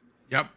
Who's going to benefit out of this? It's going to be Xbox. Okay, so don't think I'm like, oh, they can do no wrong. They are being greedy for themselves, just as if it was my company, I would be greedy for myself.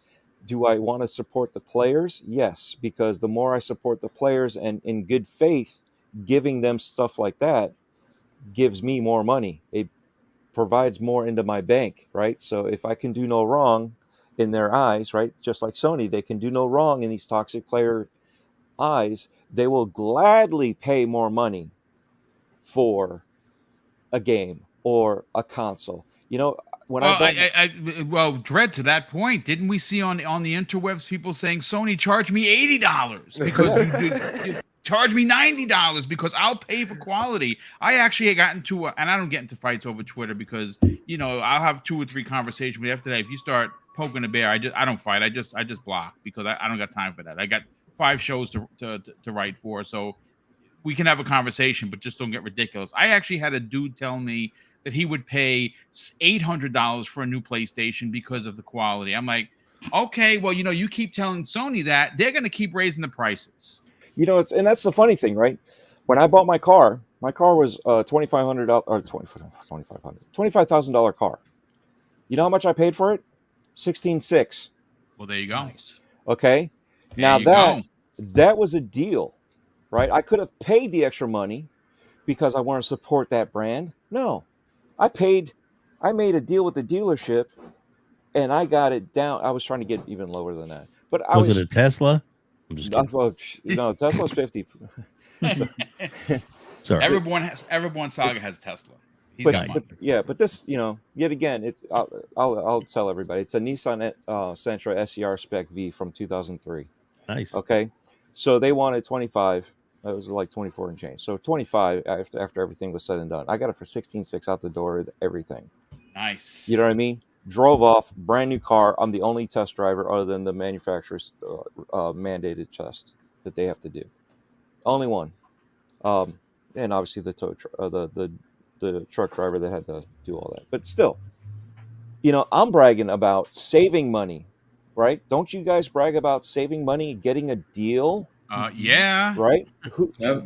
And what are these lemmings doing? They're bragging that they want to spend more money. Okay, fine. Ridiculous. You know what? You pay for a Lamborghini and get a Civic. Why don't you do that? I'm sorry. You want a Ferrari? Let's pay for a Ferrari and get a Yugo. Okay. And that's when you laugh at them. You point at them. You go. This is the mentality of these lemmings. Screw these companies. All of them. Like I said, I'm a Microsoft fan. I'm an Xbox fan. But screw them too. Because I'm going to get the best deal that I can for me. Right? Because that extra money is going to go, I don't know, to my wife and kid, to the house, to have to go to Disney and have a good time with other things. It's all, it's all their other places to go to and experience life, right? It's not all about gaming, but at the same time, oh wait, I can get 3 games instead of 1. Okay. Yep. But that's the mentality, and that's where we have to remember, that this is where everything needs to go. They need to get more of their content out to more players, right? Wait a second. Here's another one. Boom. Yes. You're streaming 5 days a week now, right? Where? Yes, sir. We're right here on YouTube, your number one source. But remember way back in the day when I started breaking bread with Dread and I told everybody about Anchor, where you recast your program on Anchor. podcast, Yeah. on Anchor, right? Yep. And Anchor does what? Oh, that's right. It redistributes it to Apple, to Spotify, Google, you yeah, name so it. all over the place, right? But you're exclusive to here, to this platform, but yet everybody anywhere can listen in no matter what, if it's on YouTube or those other places that are non-video. And so yet again, same mentality here. You're expanding everything for more listeners to get to know who you are and come back to YouTube and subscribe to YouTube. Yeah. 100%. I mean, Absolutely. this is the mentality. This is where you win. This is the part where you have to flip the service into your favor, and that's what they're doing. And what is Sony doing? They're not doing that. They're fighting you tooth and nail. As a matter of fact, 6i once again basically says, "What are you getting in Game Pass? Peppa Pig." Here's the thing, dude. I don't think you understand that Peppa Pig on Game Pass trended for 3 days. Okay, Peppa Pig on Game Pass is effing huge.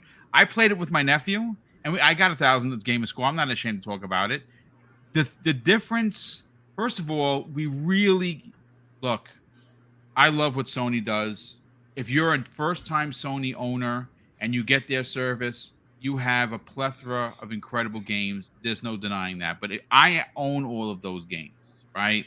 I'm looking for what they're going to do for me to keep me in as a top tier subscriber, which I am, and I did that because Stray was in there.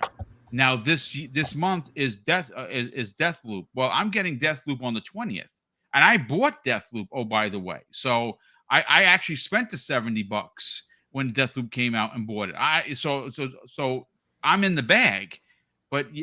We shouldn't be talking about games. Just look at what Game Pass has in there. I don't know if I'd be pointing the finger when your guy, Jim Ryan, said, "Why would we play old games?" And yet your entire service is built on old games. And here's the funny part, right? We forget. Okay, because I understand now it's not a common thing. We don't do that stuff. But you know what? Do we forget what Blockbuster was, what Hollywood Video was, what these mom and pop shops did? Not only just movies. You didn't just rent your movies, you rented your games. What about those people that got onto the service of GameFly? Were they not gamers? Were they not supporting the content that they were playing? They were, because in order for that to happen, just like Redbox, they were buying games to allow you to rent them for a fraction of the price, right? So you played it, you got a chance to try it out and say, you know what, I didn't like it. You didn't have to buy it. But guess what? You also got a chance to play it and say, you know what, I like this game, I'm going to go ahead and buy it. It's the same difference. Or you just play it like I did. I kept Mario RPG for a week, past beyond what Blockbuster, and they kept on calling me going, "Hey, you haven't returned your game yet. What's going on?" I said, "I don't care. I'm paying the late fees. I'm going to play this game until I beat it." I loved that game so much that I kept it, and I paid the extra money in the fees. You know what I mean? Because I was not going to stop and start that game over again. I was just going to continue on and playing my games. Yeah, I mean, listen, and this is the mentality. Yes, it absolutely is. And Dreadpool, once again, completely knocking it out of the park. Everyone has done an amazing job today. We are just at the 90-minute mark. We're a few minutes past. We got 650 people here, which is awesome. I see a lot of new names, a lot of new faces. If you are someone that's finding the channel for the first time, regardless of what console you like, consider subscribing. Because like I said, I'm doing this 5 days a week, and each show is different. And a lot of different guests, a lot of big opinions, and a lot of big topics. But I got to catch up on the Super Chats. And then we're going to get into the specifics of Phil Spencer and Microsoft investing. Their next investment is going to come the way of Japan. That's what it basically, that's how I read it. That's how a lot of people read it. And I want to know what you guys in the chat think they should go for next, because they're not going, once this deal is done, the wheels of the monster are not going to stop, and they're going to be focusing, if they're not already making some inquiries into who they can add in that region, because getting a big publisher in Japan would be crazy good. But we got to thank Highlander 001, who drops an additional $5 super chat and says, "Every time Jim Ryan opens his mouth, Sony stock drops. You would think the CFO of Sony would tell him to shut up. Let the attorneys do their job." And you're right about that. So strong point on that. Sir X-Man, what's up, dude? He drops a very generous $2 super chat and says, "Microsoft's turn to say this is how you share Call of Duty." Yes. Drop the mic winning statement. I love it. Maxie Coleman. Hey, Maxie, what's going on? Thank you so much for joining us. They drop a very generous $5 super chat and says, What would the FTC do if Microsoft American is buying to compete with Tencent China? I mean, that's a great point. You have to compete with them because they are the biggest one in the room right now. Raiden Blade, who's been a member for a year, drops a £2 super chat and says, "When Phil stopped talking and when Phil stops talking and Brad starts Hellfire on PlayStation." Yeah, but Brad Smith, that dude is incredibly smart. And if you ever sit down and listen to him, he's a calculated ninja. I'll tell you that. Andy Hart drops a very generous £2 super chat and says, "Phil said 3 years. Jim Salty, make it exclusive." Yeah, it's ridiculous what they're asking for, and they're not. And like I said, my biggest complaint with what they're asking for is that your company isn't making the investment, and you are not owed shit. Sony isn't owed anything because they're the market leader. F Jim. I'm sorry. Trey Coben drops a $2 super chat and says, "Be funny if Jim was really a mole of Microsoft." Oh, are you trying to say that might actually be? You ever see the meme of the Jim Ryan mask pulled off, and it's really Donnie D? That is hilarious. Every time I see it, I just laugh. Raiden Blade drops a additional £2 super chat and says, "Anyone watch Digital Foundry on playing Halo co-op? It works." Yeah, I didn't actually see that. I think there's some workaround that they're figuring out. They're going to end up shutting that down because it's going to break the game. Otis Live 356 has been a member for a month. Thanks so much for that. He drops a $5 super chat and says, "Both Cold War and Vanguard has zombies on Xbox. Wasn't behind PlayStation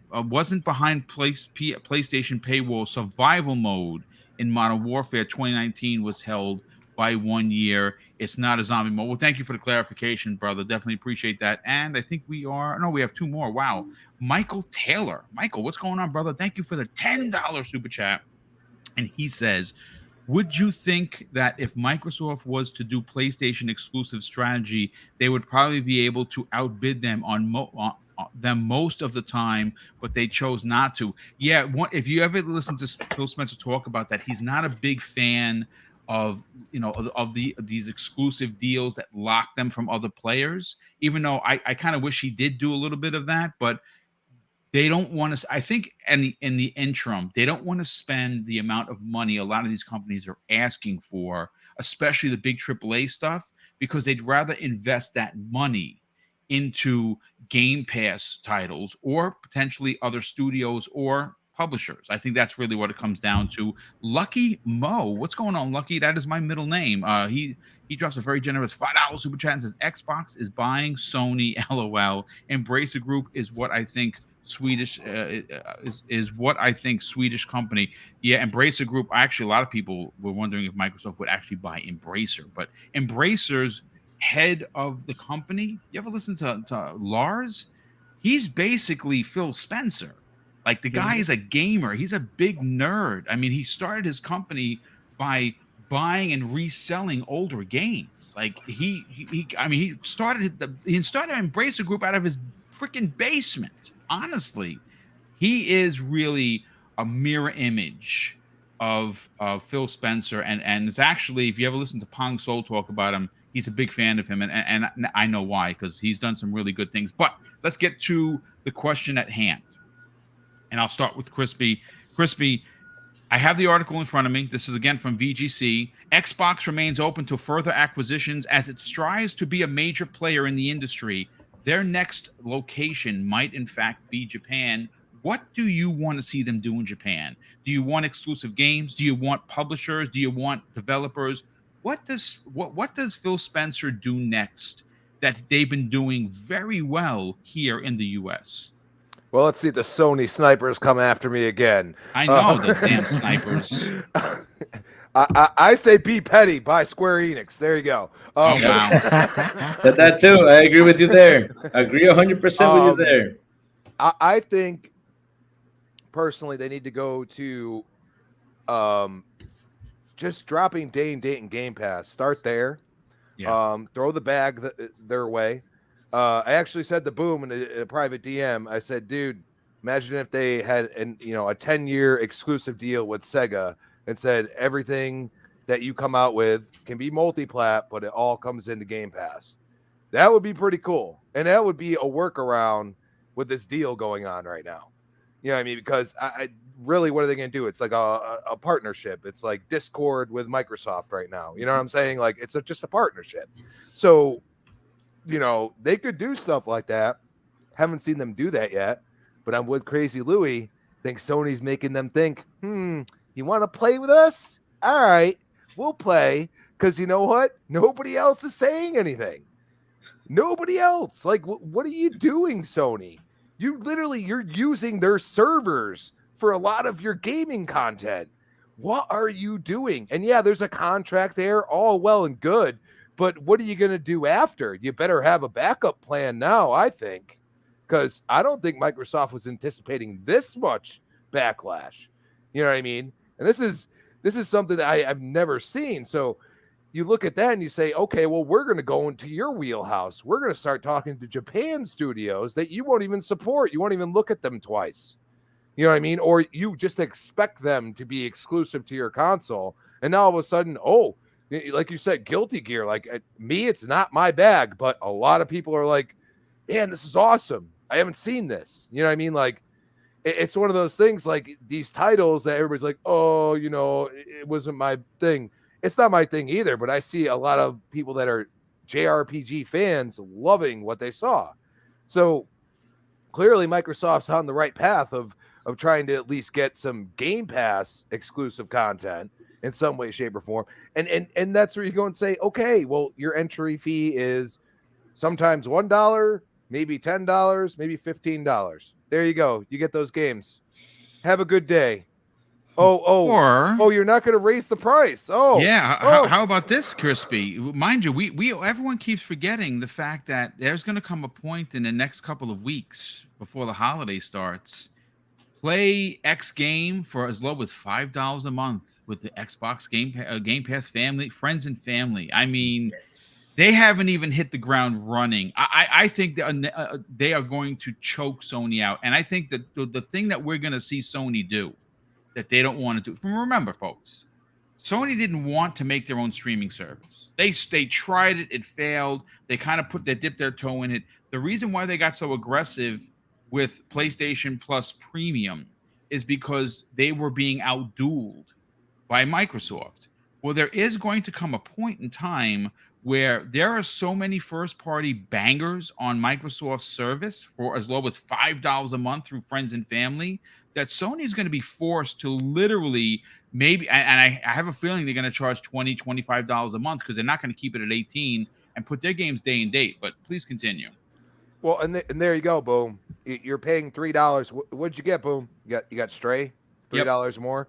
You got and Stray. I also got Deathloop, but I already owned it because I paid the $70. But now I'm getting Deathloop for as low as $5 a month through friends and family. Sorry. Well, and you know what? You got Metal Hellsinger, like, dude, like that's Metal like, Hellslinger is freaking dope AF. You got Lies of P. You got a Plague Tale. And I'm gonna tell you right now, I got all the receipts. You Sony extreme mother effers, okay? And you are gonna get the smoke when next year you ain't got nothing but third party and second party coming out. Yeah. And we're gonna sit here and we're gonna be laughing at you because trust me, there's at least 3 games coming out next year. But I think it's 5 because they've been saying that it's gonna be 5, you know, AAA games. So you wait for that and you will get the smoke because I'm sick and tired of it. I mean, everybody talks out of both sides of their mouth and you want to go one way or the other. Keep that same energy. You know what? I do. I absolutely. You can go back all through these 5 years that I've been podcasting. Go all the way back.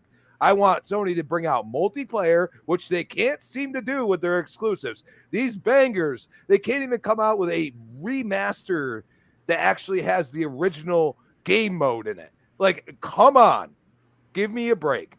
So we look at this and you say, what can they do next? Microsoft needs to go in the home turf of Sony and go and either buy something or just get it on Game Pass. And I think if they get it on Game Pass can be the new exclusive. Game Pass is the new exclusive because even games that are like Metal Hellslinger is out everywhere, but no one's talking about it on Sony's game on platform because you have to pay for it. Yeah, And, they're talking that's about it what because this it went is all into Game about. Pass. It's Yes, about I mean, Game Pass. it is. It really is. That they could say, "Oh, no, Microsoft's going to." Call of Duty is like Minecraft for Microsoft at this point. They make tons of money off Minecraft. Why wouldn't they do the same in Call of Duty? Call of Duty is the biggest shooter in the entire world, bar none. Regardless of my liking or disliking of it, it is the truth. So why would they keep that away from the actual platform that's in the lead right now, which they're not acting like that? It's asinine. The entire conversation right now is totally hilarious. It really is. But it's also, it gets you a little angry at times because you're like, you're lying, dude. And that's why we call him Lying Ryan. That's it. 100%. Crazy Lou, let's get your opinion on this. They're going to be marching into Japan. And like I said, based on the opinions of many others that I trust and respect, including myself, hearing Phil Spencer talk specifically about Japan says to me that their next major investment, not only is it coming, but it is going to be in the Asian market, the Asian region, where they want a footprint, they want a thumbprint, and they're doing good. I mean, you heard what Phil said, folks. Just imagine this for a second. Let me give him credit. Phil Spencer said this, and I quote: "More than half of the Xbox Series S consoles sold in Japan are new, never before Xbox customers." Think about that for a second. And Sarah Bond drove him home from second with a single to the corner when she says they have doubled cloud gaming in that region since it launched. Doubled. 50% plus. Something happening there, and I think that the next big investment will be Japan. Who do you want to see them bring home to Xbox? Square Enix. Seriously. Oh, you're being petty. You're being petty. Yeah, no. Because you know what, I'm thinking. You know what, I'm thinking like there's a chain here going on. You know, let's go back with Bethesda. You remember that Bethesda was making 2 games for Sony? All of a sudden, Microsoft comes, boom, they buy them, right? Yep. And what does Microsoft buy next? They buy the company that literally since, I think it was 2013, 2012. I don't know when. Yeah, it was the start of the new generation. Yeah, it's been a while. Yeah, it's been a while. Probably 7 years making content exclusively for Sony, and all of a sudden they go, boom, they buy that company too. So it's like, maybe I'm getting a chain here. So I think they could probably go ahead and buy Square Enix since they're having a problem right now, and they're talking about, you know, on how they had a loss and it's getting harder for them to make games. Maybe they're having that conversation, you know, and get those guys right there and be like, hey, we got you, you know? Probably. But yeah, I would definitely go for Square. If it's not for Square or Front Software, or can I mention, let me see one more, Capcom. One of those 3. Capcom would be that's drop the mic, leave everyone, just leave the industry. Yeah, I'm right there with you. Yeah. I was gonna mention the meme. You remember meme I sent you the other day? I think it was a long time ago. I sent you this meme about Jim Ryan. You know, I blocked third parties, but I put my first party on Game Pass. You know, because they made money with MOB. You know, that's what I think he's doing. He's blocking out third parties to put his first content. Well, listen, good stuff from both Crispy and Crazy. Let's Web Dave, let's get your opinion on it, brother. Who do you want to see them bring home to Xbox after ABK, specifically in Japan? Well, there you go, ladies and gentlemen. I love it. But you know, it's there's so many good things that they could do, and I really do think that you know, Sega would be a really good purchase for them. You know, Square Enix, you know, for me, that would be a dream come true. I think it would be a great purchase. I don't necessarily see it happening, but you know, you never know. They've been talking about some problems they've had. Obviously, they just had another game that just absolutely tanked on them. So financially, they're not necessarily in a good position. So they might be vulnerable.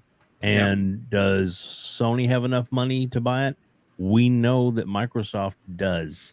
They actually have tons of money. I think it's like $90 billion after the AUK deal in cash that they can use to buy more. So, I mean, and yes, people are saying in the chat, obviously, that there's a lot of, like exclusives or games that are made for Microsoft can work around that. Mhm. They've proven that with what they've done with the with the Bethesda deal. There were several games. Well, Deathloop is now coming to Game Pass, but for a whole year they couldn't talk about it. It was strictly on Sony. And what did Microsoft do? They honored it, and now it's coming home. So, Yep. but those are things that yes, they may like, oh, it's terrible, it's going to be on the system, but so what? That's in the long run, it's going to be their game, their franchise, and a Deathloop 2 may not come to Sony. Just saying. It's definitely not coming to Sony. Anything 2 is not coming to Sony. Yeah, they get the one deal, they get the one game, and that's it. Yeah. Yeah, and I'll play the little clip right here for you with what Phil had to say originally when that deal went through. This is about delivering great exclusive games for you that ship on platforms where Game Pass exists. Yep. And there you go. and Sony, their problem that they want to solve it all, just like Game Pass come on to on the PlayStation, and then you'll be able to get all your games. Well, then it would make their service obsolete, and that's probably why it wouldn't happen. Exactly. But yeah, exactly. Good stuff, Dave. Let's get Fuzzy, and then we'll get Dreadpool and get everyone out of here. Mhm. Fuzzy, you obviously this conversation of what Phil had to say is going to be broken down. It's going to be listened to. Hopefully, you and Dave can hang out with me on Monday for about 70 minutes. And we'll talk more about it. I really want to sit back this weekend and listen to it. I want to, like I said, I really want to read between the lines. So this Monday, there'll be another special edition of the Xbox Factor podcast, 12 p.m. I'll be sitting down, hopefully with Dave. I'll be sitting down, hopefully down with Fuzzy. Maybe we can get another, a fourth person on the panel. We're going to continue to break this down. This is going to be a lot to get into. Fuzzy, what do you want to see Microsoft do in Japan? Well, I have to agree with Dave. I think Sega is the natural selection afterwards. I believe there's been many in the gaming community, like Everborn, and even John Wolf was saying, have it where Sega is basically your Xbox East. Rebrand the Series X and the Series S as Sega consoles, but have it where the content that Sega keeps for their region, it can be exclusive on those, but on occasion that some of those games come over to the Xbox store or Game Pass and so forth. But I think Sega is probably the easier natural fit because there is an existing relationship for all of those that believe in organic growth. There's already a long history of Xbox and Sega working well together. In fact, there was previous thoughts of acquiring Sega back in the day. So I think it's about time that they put a ring on it type of deal. I agree. But aside from that, my close second choice would be Capcom. But I don't want to go with the being petty with Square Enix because they got rid of the main stuff that would have been of interest. I would have wanted Square Enix if of course those Crystal Dynamics and Eidos Montreal would have been a part of that. Yeah, I agree. Exactly. Yeah. But Capcom as an alternative with, you have the Resident Evil series, which if you want, keep that multi-plat as well, but having it come to Game Pass day and date would be awesome. Sony would probably still get to keep the VR experiences, so it's not taking anything away in that regard. And then maybe we'll see like another Dead Rising eventually where, maybe a reboot for the series. And I'd love to see them reboot the series.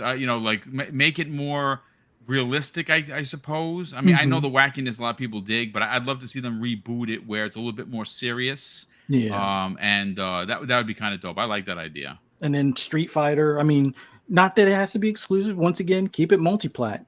Cross-play and whatnot for that would be awesome as far as for if you want to settle your console wars. Guest characters only on Xbox, though. Master Chief. Guy. So things along those lines. I think Sega is my first choice just because, the history, and then Capcom, another one, which, Microsoft did try to buy, but, got laughed at. Not as bad as Nintendo, but there was a little bit of back and forth. And then after the whole Resident Evil series reboot, they that and the success of Monster Hunter on console, it definitely soured that negotiation aspect because they were no longer in hurting for money. But I think those are the two big ones that they take a look at. There's tons of smaller ones, but they're already partnering with a lot of the Sarah Bond confirmed they're partnering with 200 developers in Japan. Yeah. So I mean, and she didn't specifically say what the size. I mean, there's going to be a lot of indies there, but I'm sure there's a lot of double and AAA in there as well. Yeah. But good stuff. And Dreadpool, what do you want to see them do in Japan? Well, I'm going to say one thing. Sorry, Crazy Lou, but the only issue I have with Square Enix is if they buy them, guess what? Xbox will honor those games for however long that contract is. So being petty might be a backlash on you. It might just kind of. That's where I'm being more petty than your pettiness. It's like, no, screw that.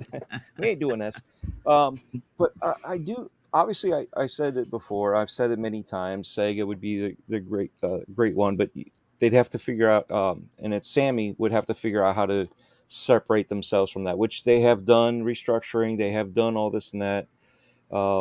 So it still could be for sale. It's something that, we talked about a year ago that with the restructuring, what does it mean? So this could be one of those things that finally they've been playing around and courting each other, trying to figure this out. But let's put Sega out of the question here. The only one I could think of right now that would be a good fit, and something is, and the reason is because it's something that we need. All right, and that would be Bandai Namco. That's the one I want. Yeah, bring them back on and good make choice. them get with Killer Instinct. Because if we can't get Ed Boon to come on with NetherRealm, bring Bandai Namco.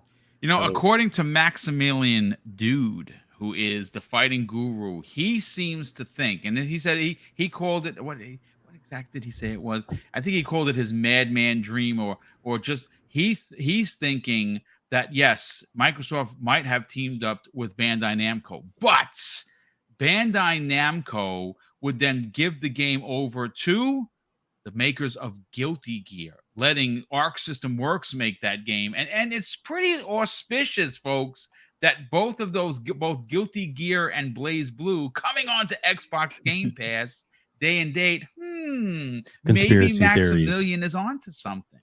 I mean, they have made Tenken, so they, you look at their history with the games. I mean, they've got so many games that they've released. So Guilty Gear would be good.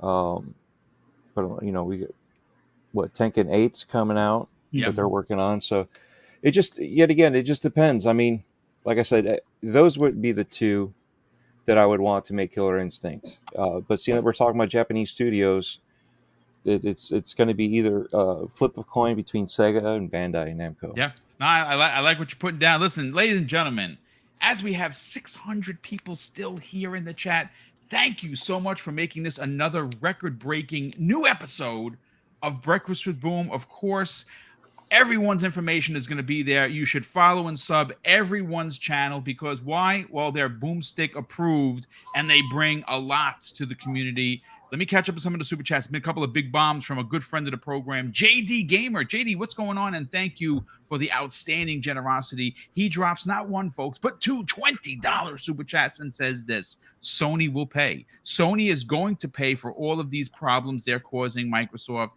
and for putting Microsoft on the brink of losing a $3 billion losing $3 billion if the ABK deal doesn't close. This is a gambit by Sony, and unfortunately, they have just screwed themselves. And I agree. Smitty Smith, good friend of the program, has been a channel member for 30 months. Holy matrimony! That's almost 3 years, Smitty. Thank you for that. He says Microsoft should raise the price of raise the price on Sony for Azure servers and say it's because of inflation. The Book of X. Indeed, I like that. That's petty, but it's also very funny. JD Gamer's second super chat says this of $20. There is no world where Sony comes out of this on top. I agree. If they force Microsoft to compete by buying third-party exclusives, then big bank take little bank always, whether they buy the companies or just lock up the IPs for years. RIP Sony. And JD Gamer, who again has been a channel member for 33 months, says Square has a new way to sell itself by selling individual studios. Microsoft will own some Square Enix studios just like Sony will, but which studios and what IP will they get is the question. Any ideas? And of course, we have Will E. Mackett drops a very generous $2 super chat and says, Mistwalker. Yes, I was hoping that we were going to get an announcement of a Lost Odyssey remake on the lines of Final Fantasy VII, but that's an hour-long conversation. I love Lost Odyssey, but ladies and gentlemen, let me get everyone out of here. Oh, there is one more. Oh, yeah, Pragmatic Eagle. What's going on, brother? Hopefully you're doing well. He's been a channel member for 3 freaking years. Wow. Thank you for that. He says, everyone have a great weekend. Be safe and remember to be kind to one another. Great show, Boom and panel. Yes. And of course, I love that sentiment. Be kind is very important. Thank you for that, Dave. We'll start with our guests. Crazy Lou Gaming, sell your brand, brother. Talk about the Xbox International podcast, where they can subscribe, and where could they reach out to you and strike up conversation on social media. All right. Well, you guys can strike up a conversation with me on social media. You can find me at Twitter at Crazy Louie Gaming. And every single Wednesday at 7 p.m., the Crazy Louie Gaming YouTube channel. Xbox International with my brother Silent Cypher and Sour Blow. And next Wednesday, we're going to have a special guest coming on. Oh, man, it's going to be a lot of fun. So, guys, go over there and subscribe. You're going to have a lot of fun in that episode. Nice, brother. Thank you so much for that. Crispy Bomb, sell your brand. Oh, you want to say something else, Crazy? I was going to say, and thank you for inviting me to the show today, man. Dude, you listen, your family, La Familia. All you got to do is just open up the door, brother, and you're home. So don't ever worry about that. Crispy, sell your brand, brother. Talk about where you're going to be with us next Wednesday, where you're on Thursday evenings, and where can people reach out to you on social media. Always a pleasure, gentlemen. Shout out to the chat. Hit that like button, please. Sub to Boom's channel. Come on. You got to do it. Let's get to 12K. Let's do it. At Crispy Bomb on Twitter, Crispy Bomb 28, Xbox Live. Find me on Retro Renegades Tuesday night, 7 p.m. We got Primetime Gaming Wednesday, 7 p.m. The next podcast, Thursday, 8 p.m. And wherever else I might show up at times. See you then. Yeah, absolutely, brother. Thank you so much for that. Dave, Dave, obviously hopefully you got a video dropping this Monday that I think a lot of people are going to want to hear. Sell your brand, brother. Talk about where they can check out your incredible interviews, where they can sub on YouTube, and more importantly, reach out to you and strike up a conversation on social media. Well, thank you so much for having me on today, man. And I'll be here Monday if you need me. I'm throwing that out there now. Oh yeah, well, I'm coming calling. That's for sure. Sweet. But yeah, man, it's Outbreak Podcast. Outbreakpodcast.com is my website, or Outbreak Podcast on YouTube. And it's Outbreak Gaming is the series of influencers that I've been running. And nice. The one I've got this week that's up now, Hargeet Chani, is absolutely amazing. That guy's awesome. It's a really good interview. He's a smart man, and you find out a lot about him. And then the one and the only, the crazy one, the 3 phases of? Of 3 phases, that's right, of Gaz. Gaz from Game On Daily. Oh, Lord have mercy. That's all I can say. Hold on to your hats. I thought, well, maybe we can get like an hour. It was like an hour and 40 minutes. It was He likes to go extra. He definitely does. And it was good. And even I was like, when he wrapped things up, he's like, let's keep going. It's like, all right, cool. He was 3 days and 6 hours sleep when he did the interview. But that's okay. You can't tell it. I'll tell you that. But anyway, it's going to be a good one. Hope everybody gets to check it out and subscribe to my channel. I appreciate that. Plus, everybody that's here, all the 600 people, they all need to come back next Friday, because next Friday's the big birthday giveaway. Oh my gosh, you have a chance to win some major money here from Boom and Mrs. Boomstick. I appreciate that very much for the promo. Yeah, $500 worth of digital items, 8 $50 gift cards, and all you got to do to win is be in the chat. You get extra bonus entries for being a channel member, dropping a super chat, or of course being subscribed to the channel. That's how we do it. Fuzzy, sell your brand, brother. Talk about the best place for all your racing news on your YouTube channel, but more importantly, where can people reach out to you on social media? Well, just wanted to thank you for having me on here, and it was awesome having Crazy Louie as well as Crispy Bomb back with us on the morning show. Thanks to everybody that joined us in the chat and anybody that catches this on the audio later on and stuff like that. But for anybody that wants to hear my endless ramblings on anything gaming, just follow me on Twitter at @fuzzy_Belvedere. As well as you can find me on later on this evening on Fun Speculations channel at 9 p.m. Eastern Standard Time for Xbox Ultimate. Tomorrow at 9 p.m. Eastern Standard Time on the Shop Podcast with PTK Blam and Pong Soul. And then Monday on Fun Speculations channel for FSP at 10 p.m. Eastern Standard Time. And then right back here Friday morning. Look forward to seeing you. Oh, and actually probably be hanging out with Mr.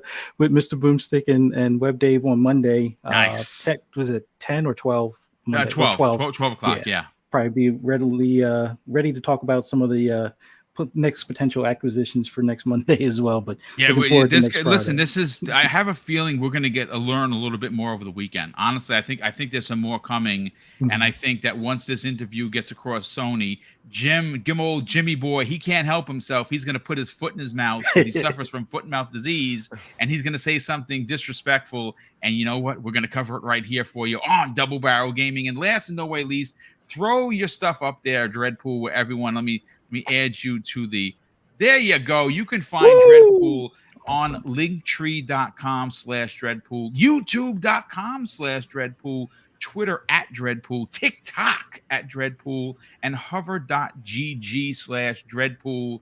And obviously, he's also on Gaming Beyond the Box. That is Wilmy Hood's amazing podcast each and every week at 8 p.m. Eastern Standard Time. And of course, he'll be back here on Breakfast with Boom. But of course, you got to check out Dread for Breaking Bread with Dread, where he sits down and he does a very cool and unique way to interview people while they're hanging out. And guess what? They're breaking bread. They're eating, they're laughing, they're joking. It's an amazing way to have. And again, it's very, very different than your standard podcast, which is why you should definitely get over there, check out his work, and subscribe. Yeah, definitely thank you all for that. Thanks, Boom, for reading all that off for me. I got to thank the chat. You guys make this, thanks for all the 600 plus that came in. Yeah. Just keep coming back. There's more content coming up that Boom's putting out there. And then my Breaking Bread, I'm also doing VR /3D VR, so 360 video. I am working one right now that I have with Italian Clowns. Ran into a snag, but I'm still working on it, and I got some other content for Halloween coming up. So keep an eye out for that. And in the chat, the Game Complainers, he actually sent me Evil Dead Fistful of Boomstick. Oh, nice, dude! So Thank you for that. That's Xbox, awesome, right? So I ended up playing it last weekend, which I think was Friday night or Saturday night. I can't remember which day, but I upscaled it to 4K. You won't believe how good that game looks for an original Xbox game. And unfortunately, the quality of life controls were the old school stuff. You wish they would update the controls as well. Surprisingly, some of these games are looking fantastic. Yeah. So definitely props to him. Thanks for sending me that, and thanks for yet again everybody in chat. And as always, my DMs are open. If anybody, and I know it's not holiday season, but as always, my DMs are open. Anybody wants to talk, I might not know what to say, but if you're feeling any sort of way, just remember, we all care. We do care. We're not just here for us. We're here for you guys. And that's all of us. I'm sure I speak for everybody here. And again, thank you, Crazy Lou, and thank you, Crispy Bomb, for coming in and hanging out with us. Yeah, thank you for everybody, and thanks for that message. Super important. You saw what Gears did. The coalition, never fight alone. If you or someone you know is battling, depression or have any thoughts of suicide, there are so many hotlines that you can reach out anonymously, talk to somebody. My DMs, of course, are like everyone else's here, is open. If you want to talk, give us, drop us a line. We'll talk. But it's super important. Again, getting close to the holidays, a lot of people get down because a family member is no longer being there, or loved ones, or relationships fall apart, remember, you're not alone, especially in this gaming community. There's always someone to talk to. Do not hesitate to ask for help. Remember, someone is always listening, and we're here for you as well. Real quick shout out to Gamers Play HUD Zero, who has now become a channel member once again. Thank you for that, brother. And of course, shout out to the ridiculous amount of super chats that came in. Really, honestly, we really do appreciate it, and we are paying it forward. There are $2,000 worth of giveaways coming in the next couple of months. One next week, one in the first week of November, which is Mrs. Boom's birthday bash, where we're giving away, again, $500 worth of digital items. And this holiday, Christmas, Kwanzaa, Hanukkah, whatever you celebrate, you can come to Breakfast with Boom, folks. It's the most we've ever given away in the channel's existence. $1,000 in one day. 2 hours, $500 every hour, again, totaling $1,000 worth of digital gifts. And all of our international viewers are welcome. We will get you your monies or the amount that you won through PayPal, and we pay all transfer fees as well as all conversion rates. We ask you for nothing but to be in the chat while we're doing it live, and you have a shot at nearly up to $1,000 worth of digital prizes. One prize per winner, of course. And obviously, I want to say a big thank you and close out today's show with something that is important to me, folks. Hopefully one day it'll be important to you. And that's something that my pops taught us when we were kids. And he would say, Craig, treat others how you want to be treated. And also, it doesn't cost anything to be nice. You live by those rules, son. I can guarantee you're going to have an awesome day. So take care, everyone. And we'll see you next week on the newest episode of Breakfast with Boom.